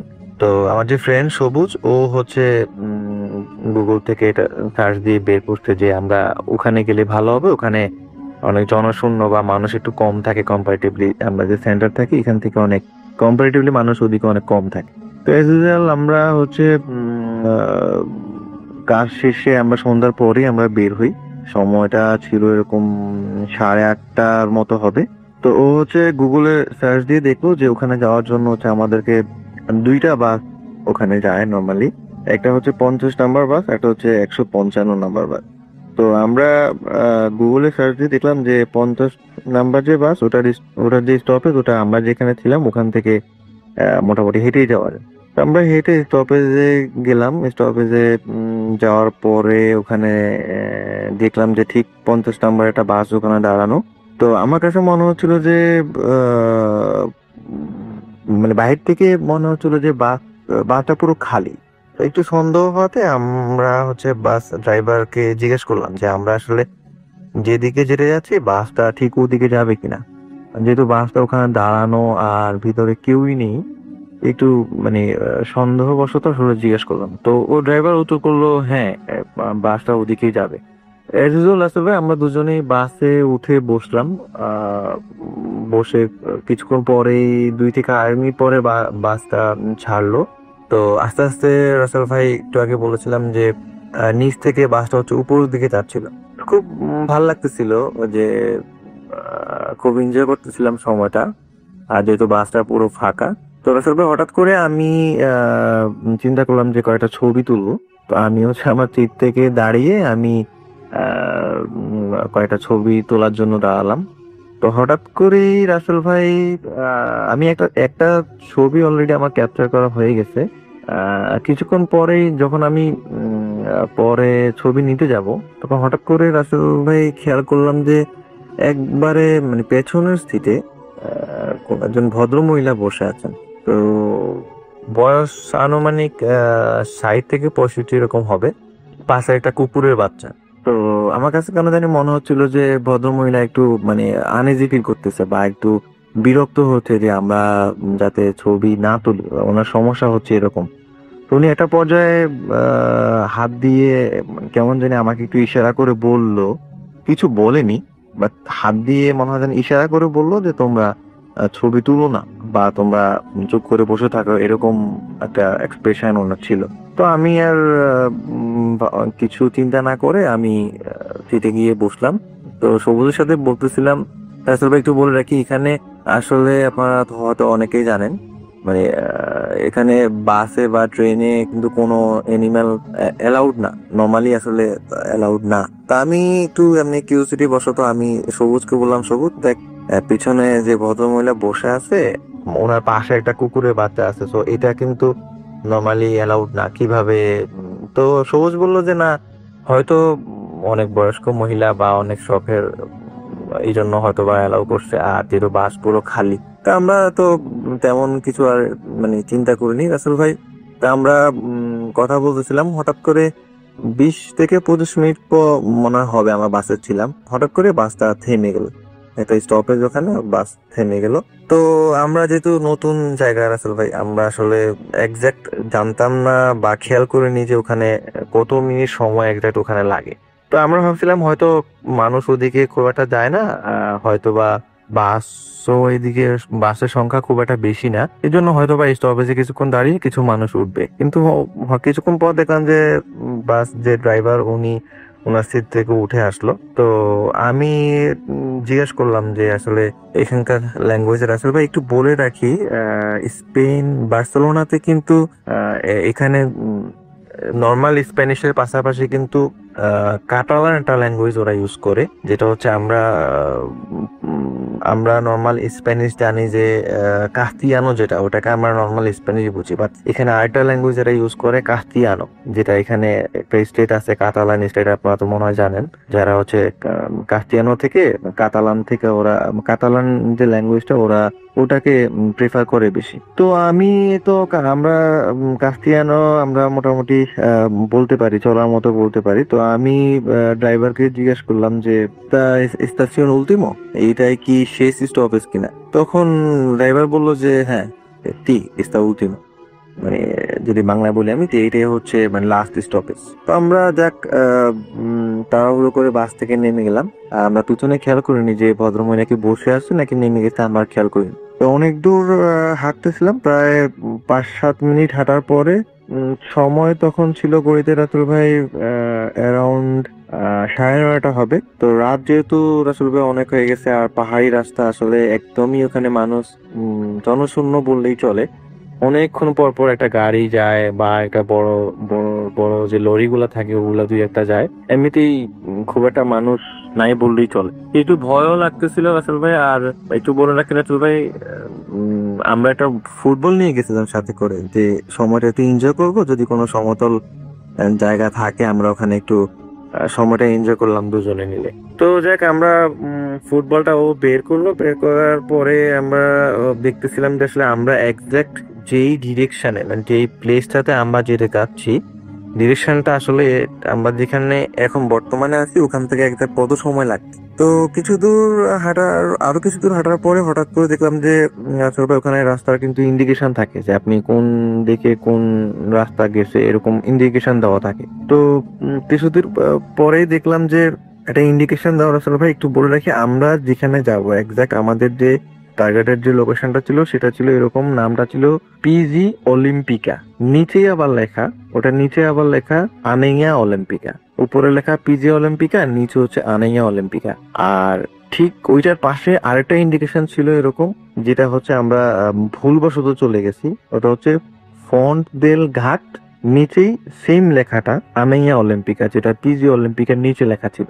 জাস্ট উপরে লেখাটা হচ্ছে ফন দেল ঘাট, এরকম একটা নাম ছিল। তো রাসেল ভাই কি মনে করে আমি আসলে দুইটার মধ্যে মানে মিসম্যাচ হয়ে গেছে, আমি আসলে খেয়াল করিনি। আমি বললাম যে ওটার ইন্ডিকেশনটা ছিল বাম দিকে, আর আমরা যেখানে যাব পিজি অলিম্পিকা ওইটা কিন্তু স্টেটে ছিল, মানে আমরা যেদিকে যাচ্ছিলাম ঠিক ওদিকেই ছিল। তা আমি হঠাৎ করে সবুজ করলাম, সবুজ এই যে ইন্ডিকেশনটা, আমার মনে হয় আমরা এদিকেই যাব। তো বললো যে ওকে ফাইন। যেটা ছিল আমরা মুভ করতেছিলাম, একবারে ওই জায়গাটা মোটামুটি সমতল ছিল। আমরা এতক্ষণ পর্যন্ত ওই জায়গাটা মোটামুটি সমতল ছিল, কিন্তু আমরা যেদিকে যাবো ওই রাস্তাটা পুরোপুরি মানে খাড়া রাস্তা, পাহাড়ে একবার উপরের দিকে উঠতে হয়। তো রাসেল ভাই আমরা মোটামুটি উপরের দিকে উঠতে 20 থেকে 25 মিনিট আমরা হাঁটার পরে হঠাৎ করে আমার কাছে মনে হলো যে অনেকটা টায়ার্ড হয়ে গেছিলাম রাসেল ভাই, সারাদিন কাজ করার পরে। তারপরে একে তো অনেক ঠান্ডা পড়তেছিল, আর একবারে খাড়া রাস্তা, খুব ঠান্ডা পড়তেছিল ওখানে। তো আমি হঠাৎ করে সবুজ করলাম, সবুজ আমার মনে হয় আমরা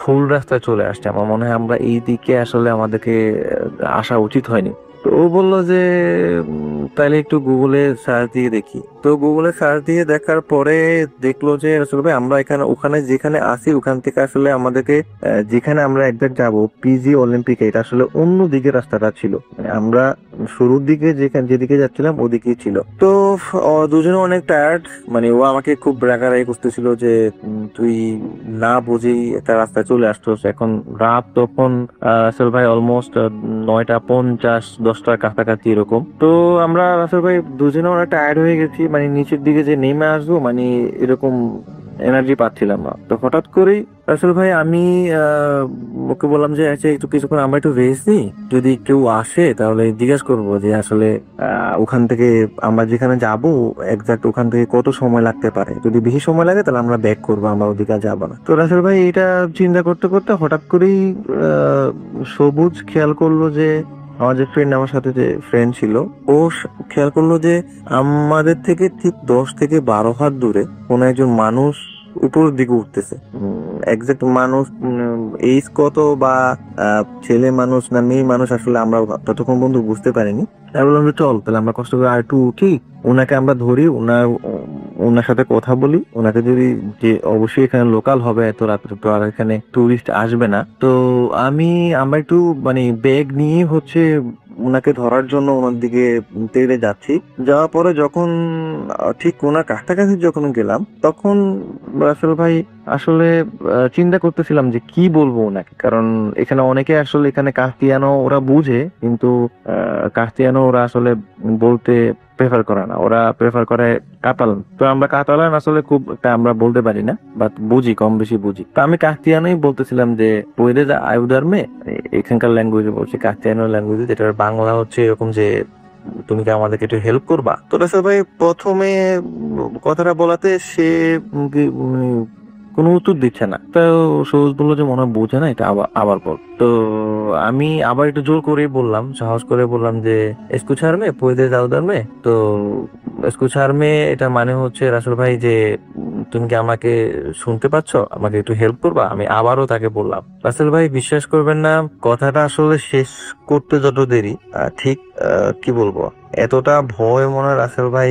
আমি লাস্ট 7 মাস আমি ইউরোপে আসছি এখানে, এতটা ভয় মনে হয় আমার সাথে যে ফ্রেন্ড ও মনে হয় জীবনে পায় নাই, আমিও পাই নাই। আসলে ভাই আমরা ঠিক যে মানুষটাকে আমরা বাসে দেশে আসছি, যে বুড়ো মানুষটি, বৃদ্ধ মহিলা, ঠিক ওই মানুষটাই এখানে। তিনি উপরের দিকে উঠছেন, হঠাৎ করে আমাদের দিকে তাকিয়ে তো ভাই মানে বিশ্বাস করবেন না কতটা ভয় পাইছি আমরা। একে তো রাসেল ভাই অনেক টায়ার্ড, মানে প্রচন্ড ঠান্ডা পড়তেছিল, অনেক ঠান্ডা বাতাস, মানে কথা বের হচ্ছিল না মুখ দিয়ে। তিনি একটা কথাই শুধু বললেন যে তিনিও মল্ট করা। এটার মানে হচ্ছে রাসেল ভাই এটা উনি কাতালান বলছে। আমরা আসলে এক্সাক্ট তখন অর্থটা বুঝিনি যে উনি কি বলছে। তো মোটামুটি বুঝছি যে এরকম যে তোমরা এদিকে এসো না বা এরকম নেগেটিভ কোন একটা কিছু বলছে। রাসেল ভাই এটা আসলে বাংলাটা হচ্ছে এরকম, কাতালান যে ল্যাঙ্গুয়েজটা এটা হচ্ছে তিনিও মোলস করাত, যার মানে হচ্ছে তোদের অনেক সাহসী, তোরা অনেক সাহসী বা তোদের অনেক সাহস, এরকম কিছু একটা। রাসেল ভাই প্রচন্ড ভয় পাচ্ছিলাম, আসলে কি বলবো বুঝতেছিলাম না। তো হঠাৎ আমি সবুজ করলাম, সবুজ ওই মানুষটাই ওখানে, আমরা যে মানুষটাকে, যে মহিলাকে আমরা পাশে দেখে আসছি, ওই মহিলা এখানে। রাসেল ভাই এটা আসলে মানে অবাক করার মতো যে একটা বৃদ্ধ মহিলা যার বয়স হচ্ছে 60-এর উপরে, সে বাস থেকে কখন নামলো। আমরা কিন্তু বাসের সামনের দিকে বসছি, তো আমরা কিন্তু ওনার আগেই নামার কথা, যেহেতু উনি পেছনে বসছে। রাসেল ভাই আমরা নেমে বের হয়ে গেছি, উনি কখন নামতে আমরা ওনাকে দেখিও নি। আর উনি যদি নেমেও থাকে তাহলে উনি নিশ্চয়ই হেঁটে আসলে, আমরা যে পথ দিয়ে আসতাম ওখান দিয়ে আসছি, ওখান দিয়ে আসার কথা। কিন্তু এই বৃদ্ধ মহিলা ওখান থেকে আমাদের আগে এসে এই খাড়া পাহাড়ে এইভাবে উঠে যাবে রাসেল ভাই, এটা আসলে কোনোভাবেই বিশ্বাস করার মতো না। আর এই জন্যই বেশি ভয় পেয়ে গেছিলাম রাসেল ভাই আমরা, যে এটা কিভাবে সম্ভব। একজন বৃদ্ধ মহিলা বয়স 60-এর উপরে, তিনি ওখান থেকে আমাদের আগে হেঁটে এসে তিনি উপরের দিকে যাচ্ছে। রাসেল ভাই প্রচন্ড ভয় পাচ্ছিলাম। আমি ওকে বলতেছি, আমি সবুজকে বলতেছিলাম সবুজ কি করব। এটা বলতেই রাসেল ভাই ও বলতেছে দোয়া টোয়া যা পারিস পর, আল্লাহ আল্লাহ কর। রাসেল ভাই এই কথাটা সবুজ আমাকে বলার সাথে সাথেই আমরা পুনরায় মহিলার দিকে আবার তাকালাম যে ভদ্র মহিলার এখন বর্তমান অবস্থানটা কোথায়। রাসেল ভাই বিশ্বাস করবেন না, সব মিলিয়ে মনে হয় 30 সেকেন্ড হবে, আমরা তাকিয়ে দেখি যে ওখানে কেউ নেই, কিছুই নেই, মহিলাও নেই, কোনো মানুষের কোনো অস্তিত্ব ওখানে নেই। উইদিন 30 সেকেন্ড রাসেল ভাই কিভাবে একটা মানুষ, কিভাবে 5 থেকে 7 হাত ওনার সাথে আমাদের সাথে তখন মানে ডিস্টেন্স ছিল, এই সময়ের মধ্যে উনি কিভাবে এখান থেকে গায়েব হয়ে গেল। আশেপাশে দুই পাশে হচ্ছে জঙ্গল, উপরের দিকে হচ্ছে মানে খাড়া পাহাড়। রাসেল ভাই ওখানে যে সোডিয়ামের যে লাইটের যে আলো ছিল, মোটামুটি এখানে তো আপনারা জানেন যে অন্য দেশগুলোতে মোটামুটি ম্যাক্সিমাম এরিয়াতেই আপনার সোডিয়াম লাইটের আলো থাকে। তো আলো দিয়ে যত মানে দেখা যায়, বা আমরা একটু উপরের দিকে হেঁটেও গেলাম রাসেল ভাই, কিছুদিন পর্যন্ত দেখেও আসছি যেখানে কোনো মানুষের কোনো অস্তিত্ব নেই রাসেল ভাই।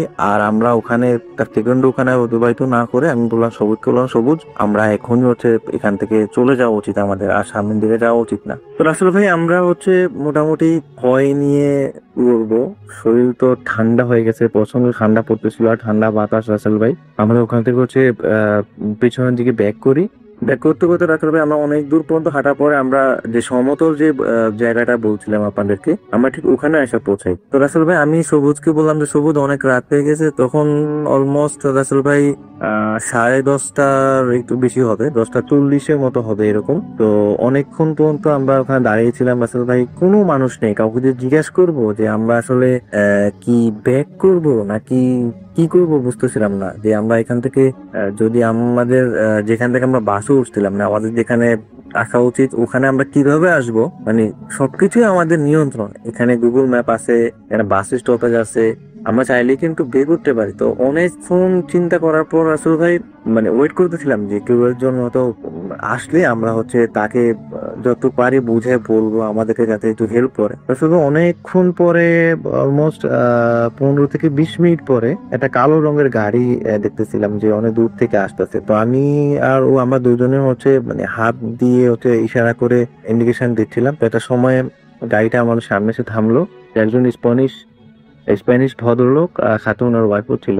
তো ওনাদেরকে বুঝে বললাম যে দেখো, আমরা এখানে আসছিলাম এরকম এরকম এরকম একটা ঘটনা আমাদের সাথে করছে। এখন আমরা আসলে কিভাবে আমরা বাসায় যাব, আমাদের বাসা ঠিকানা বলার পরে। তো ভদ্রলোক আমাদেরকে যেটা বললো যে তোমরা তো মনে হয় এখানকার টুরিস্ট, তো এই সময় আসলে তোমাদের এখানে আসাটা উচিত হয়নি। এটা একটা সুন্দর এরিয়া, ঠিক আছে, বাট তোমাদের এই সময়টা তোমাদের আসা উচিত হয়নি।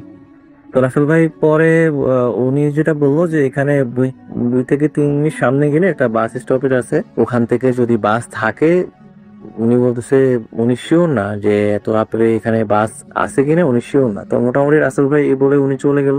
আমরা মোটামুটি 2-3 মিনিট রাসেল ভাই সামনে আসার পরে ওখানে একটা স্টপেজ পেলাম। তো স্টপেজে ওখানে একটা রাসেল ভাই, এখানে প্রত্যেকটা স্টপেজে একটা কোড নাম্বার থাকে। তো আমি সবুজ বললাম, সবুজ তুই একটু কোড নাম্বারটা দিয়ে এখানে দেখ যে এই নাম্বারে বাসটা আছে কিনা। রাসেল ভাই ওই বাসটা ছিল হচ্ছে ওখানে 2টা বাসই নর্মালি যায়, একটা হচ্ছে 50 নাম্বার বাস, একটা হচ্ছে 155 নাম্বার বাস। তো ওই টপিসটা ছিল রাসেল ভাই 155 নাম্বারে। তো রাসেল ভাই ওখানে ও কোড নাম্বারটা দেওয়ার পরে দেখলো যে মানে গুগলে দেখাচ্ছে যে নো ডাটা, দ্যাট মিনস আজকের জন্য বাস হয়তোবা শেষ, নেই, হয়তোবা ওখান থেকে ছাড়েনি, যেখান থেকে বাসটা ছাড়ার কথা হয়তো ওখান থেকে এখনো ছাড়েনি, অথবা আজকের জন্য কোনো বাস নেই। রাসেল ভাই প্রচন্ড ভয় পেয়ে গেছিলাম আমি, সত্যি মানে আমি ওকে বুঝতে দিচ্ছিলাম না যে আমি আসলেই ভয় পাইছি, কারণ তখন অনেক রাত হয়ে গেছে। রাসেল ভাই অলমোস্ট 11:30টার মতো তখন হবে। তো এত রাত, আর রাসেল ভাই সোডিয়াম লাইটের আলোগুলো আসলে ওরকম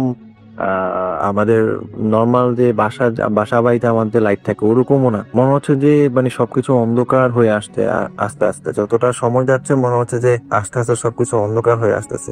অনেক ভয় পাচ্ছিলাম রাসেল ভাই, আমি কি করবো বুঝতেছিলাম না। তো একটা সময়ে এইভাবে আমরা ওখানে প্রায় 5 থেকে 7 মিনিটের মতো দাঁড়াইছিলাম, কোনো বাস রাসেল ভাই ওখানে নেই। পরে আমি সবুজকে বললাম, সবুজ এক কাজ কর, আমার মনে হয় আমরা মুভ করা দরকার, কারণ আমরা যেহেতু এখানে 5 মিনিট দাঁড়িয়ে না থাকে, আমরা সামনের দিকে 5 মিনিট হাঁটি, যদি কোনো বাঘ পাই তাহলে তো নেক্সট স্টপেজ থেকে উঠবো, নতুবা আমাদেরকে হেঁটেই যেতে হবে। আসলে ভাই বিশ্বাস করবেন না, আমার মনে হয় আমরা অলমোস্ট দুজনে 20 থেকে 25 মিনিটের মতো হাঁটতেছি, কোথাও কোনো নামার মতো কোনো ওয়ে পাচ্ছিলাম না। মনে হচ্ছে যে যেদিকে যে শুধু মানে রাস্তাটা শুধু দীর্ঘই হচ্ছে, মানে পাহাড় থেকে যে নিচের দিকে আমরা দেখতেছি, এখান থেকে অনেক উপর থেকে নিচে দেখতেছি যে আমরা যেখানে মোটামুটি বার্সেলোনা শহরটা পুরোটাই ওখান থেকে দেখা যায়, যে আমরা যেখানে দাঁড়িয়ে আছি আর আমরা যেখানে যাব, আমরা হয়তো প্লেসটা আন্দাজ করতে পারতেছি ঠিক এখানে, বাট আমরা নামার কোনো ওয়ে নাই, মানে এতটা জনশূন্য। আর হচ্ছে উপর থেকে মানে একটা হচ্ছে যে পাহাড়ি রাস্তা, আর দিনের বেলা হলে রাসেল ভাই কোনো না কোনো কিছু করা যেত, বাট নামার মতো কোনো ওয়ে নেই। রাসেল ভাই আমার যে মানে কতটা ভয় পাইছিলাম, ইউরোপে বার্সেলোনার মতো একটা জায়গা যে এরকম ভয় পাইতে হবে আমাকে, রাসেল ভাই আমরা আসলে দুজনের একজনও আসলে এরকম কোনো কিছু আশা করিনি। তো মোটামুটি রাসেল ভাই হাঁটতে হাঁটতে আমরা প্রায় আরো 15 থেকে 20 মিনিটের মতো হাঁটি, শুধু রাস্তাটা মনে হয় যেন শুধু দীর্ঘই হচ্ছে, আর সময় যত যাচ্ছে মনে হচ্ছে যে লাইটের আলোগুলো মনে হচ্ছে যে শুধু কমে আসছে, মানে অন্ধকার লাগছে। তো রাসেল ভাই অনেক দূর পর্যন্ত হাঁটার পরে আমরা এরকম একটা জায়গায় মানে এসে পৌঁছেছি যে মনে হচ্ছে যে আমরা একটা 4টা কর্নার আছে, আমরা মাঝখানে দাঁড়ায় আছি, আর আমরা একবার এই পাশ থেকে যাচ্ছি ওই পাশে, আবার ও পাশ থেকে অন্য পাশে, এরকম যাচ্ছি। আমরা পুরো সিঁড়িটাই ওখান থেকে দেখতে পাচ্ছি, রোড গুলো দেখতে পাচ্ছি, মানুষ যাতায়াত করছে, তারপরে বাস যাচ্ছে, গাড়ি যাচ্ছে, সবকিছুই দেখতে পাচ্ছি, কিন্তু আমরা আসলে কাউকে যে চিৎকার দিয়ে বলবো যে আমরা এখানে এসে আমাদেরকে উদ্ধার করো, এরকম কোনো ওয়ে নাই, কারণ এটা অনেক উপরে ছিল, নিচ থেকে জাস্ট ছোট ছোট মানুষগুলো দেখা যায়, রাস্তাগুলো দেখা যায়। তো রাসেল ভাই অনেক দূর পর্যন্ত ঘোরাঘুরির পর আসলে অনেকটা টায়ার্ড হয়ে গেছিলাম, আমি আর ও দুজনে অনেক টায়ার্ড। একটা সময় রাসেল ভাই চিন্তা করতেছিলাম যে আজকের রাতটা হচ্ছে এইভাবেই কাটিয়ে দিব, কারণ এই ছাড়া আর কোনো ওয়ে নাই। দিনের বেলা যদি কোনো বাস আসে বা যদি কোনো মানুষ আসে, দেন হচ্ছে হেল্প নিয়ে তারপর বাসা যাবো। রাসেল ভাই অনেকক্ষণ বসেছিলাম, হঠাৎ করে এখান থেকে আমরা যেখানে দাঁড়িয়েছিলাম ওখান থেকে প্রায় 100 মিটার দূর হবে কোনো একটা, আমরা যে বলছিলাম আমরা যে এরিয়াতে দাঁড়াইছিলাম ওখানে 4টা কর্নারের মতো ছিল, কোনো একটা কর্নারে মনে হচ্ছে যে কেউ একজন ওখানে কথা বলছে এরকম। তো রাসেল ভাই বিশ্বাস করিনি যে এত রাত্রে ওখানে, তখন অলমোস্ট 12:30 মতো বাজে, 1:45 মতো বাজে, এত রাত্রে এখানে আসলে কোনো মানুষের অস্তিত্ব এইভাবে পাবো আসলে মানে জানি না আল্লাহ তাআলা কিভাবে আসলে আমাদেরকে এইভাবে সাহায্য করতে, আসলে আমরা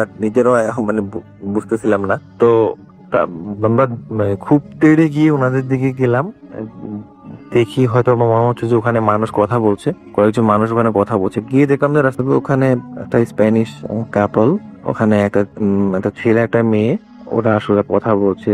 ওরা আসলে আমরা মোটামুটি ওদেরকে বুঝে বললাম যে এভাবে আমরা এই প্রবলেমে পড়ছি, আমরা যেখানে যাবো আসলে জায়গাটার নাম হচ্ছে পারালেল, আমরা পারালেল যাব, কিভাবে যাব। তো ওরা বললো যে আমরা মোটামুটি যেখানে আসছি এখান থেকে খুবই জাস্ট হচ্ছে পাহাড় দিয়ে আমাদেরকে নিচে নামতে হবে। আমরা এতক্ষণ যেখানে দাঁড়াইছিলাম ঠিক ওখান দিয়ে আমাদেরকে নিচে নামতে হবে, জাস্ট আঁকা বাঁকা রাস্তা আছে, বাট সেটা বের করে নিতে হবে, কারণ রাস্তা হচ্ছে খুব সরু রাস্তা আর হচ্ছে খুব রিস্কিও। ওরা বললো যে এভাবে আমাদেরকে ডিরেকশন দিয়ে দিল যে একটু সামনে গিয়ে বাম দিকে একটা সিঁড়ির মতো একটা রাস্তা আছে, কিছু দূর পর্যন্ত সিঁড়ি দিয়ে খুব সুন্দর নামা যায়, তারপর হচ্ছে পাহাড়ের রাস্তা, কোনো সিঁড়ি নাই, বাট একটু রিস্ক নিয়ে নামতে হবে। আসলে ভাই কতটা আসলে কি বলবো, তখনকার অনুভূতিটা আসলে বুঝাতে পারবো না রাসেল ভাই, যে তখন রাত অলমোস্ট 1টা, এখান থেকে পাহাড় দিয়ে আমাদেরকে নিচে নামতে হবে। মানে মানুষগুলো হচ্ছে ছোট ছোট দেখা যায় রাসেল ভাই, অনেক উপরে ছিল। আমি একদম আসলে উচ্চতাটা ঠিক বলতে পারছি না, আমার জানা নেই, বাট অনেক উপরে ছিল। রাসেল ভাই কি করব, ওনাদেরকে অনেক থ্যাঙ্কস দিয়ে আচ্ছা আমরা দুজনে হচ্ছে মুভ করতেছিলাম। তো নামতে নামতে নামতে নামতে রাসেল ভাই অনেক দূর পর্যন্ত নামতেছি, মনে হচ্ছে যে রাস্তাই শেষ হচ্ছে না কিছু পর্যন্ত। কিছুক্ষণ পরে আমি পড়ে যাচ্ছি, আবার ও আমাকে উঠাচ্ছে, আবার ও পড়ে যাচ্ছে, আমি ওকে উঠাচ্ছি, আবার কোনোটা সময় দুজনেই পড়ে যাচ্ছি। রাসেল ভাই বিভীষিকাময় সময়, মানে জীবনে এই সময়ে মানে ইউরোপে এসে পার করতে হয়েছে, মানে এক্সপিরিয়েন্সটা আসলে রাসেল ভাই বলে বোঝানোর মতো না। রাসেল ভাই শেষ পর্যন্ত অলমোস্ট 1 ঘন্টার মতো আমরা এইভাবে পড়ে গিয়ে উঠে গিয়ে এভাবে অনেক কষ্টে আমরা শেষমেশ পাহাড়টা শেষ করে নিচে নামলাম। পাহাড়টা শেষ করার পরই আসলে আমরা ওখানে একটা হাইওয়ে ছিল, ওই হাইওয়ের মাঝখানে এসে আমরা ঠিক নামলাম। তারপরে দুজনে অনেকক্ষণ ওখানে বসেছিলাম, প্রায় 10-15 মিনিটের মতো ওখানে বসে চিন্তা করতেছিলাম যে আসলে কি করতে আসছিলাম আর কি হলো। তো আসলে তারপর ওখান থেকে আমরা হেঁটেই আল্লাহ অশেষ মেহেরবানিতে আমরা হেঁটে ওখান থেকে বাসায় চলে আসি। ঘটনাটা অনেক দীর্ঘ হয়তো হয়েছে, তো আশা করি ঘটনাটা সবার কাছে অনেক ভালো লাগছে। তো দোয়া করবেন আমাদের জন্য, যাতে নতুন কোনো প্লেস আমরা এক্সপিরিয়েন্স করতে পারি। আর সবাই ভালো থাকবেন। আসসালামু আলাইকুম।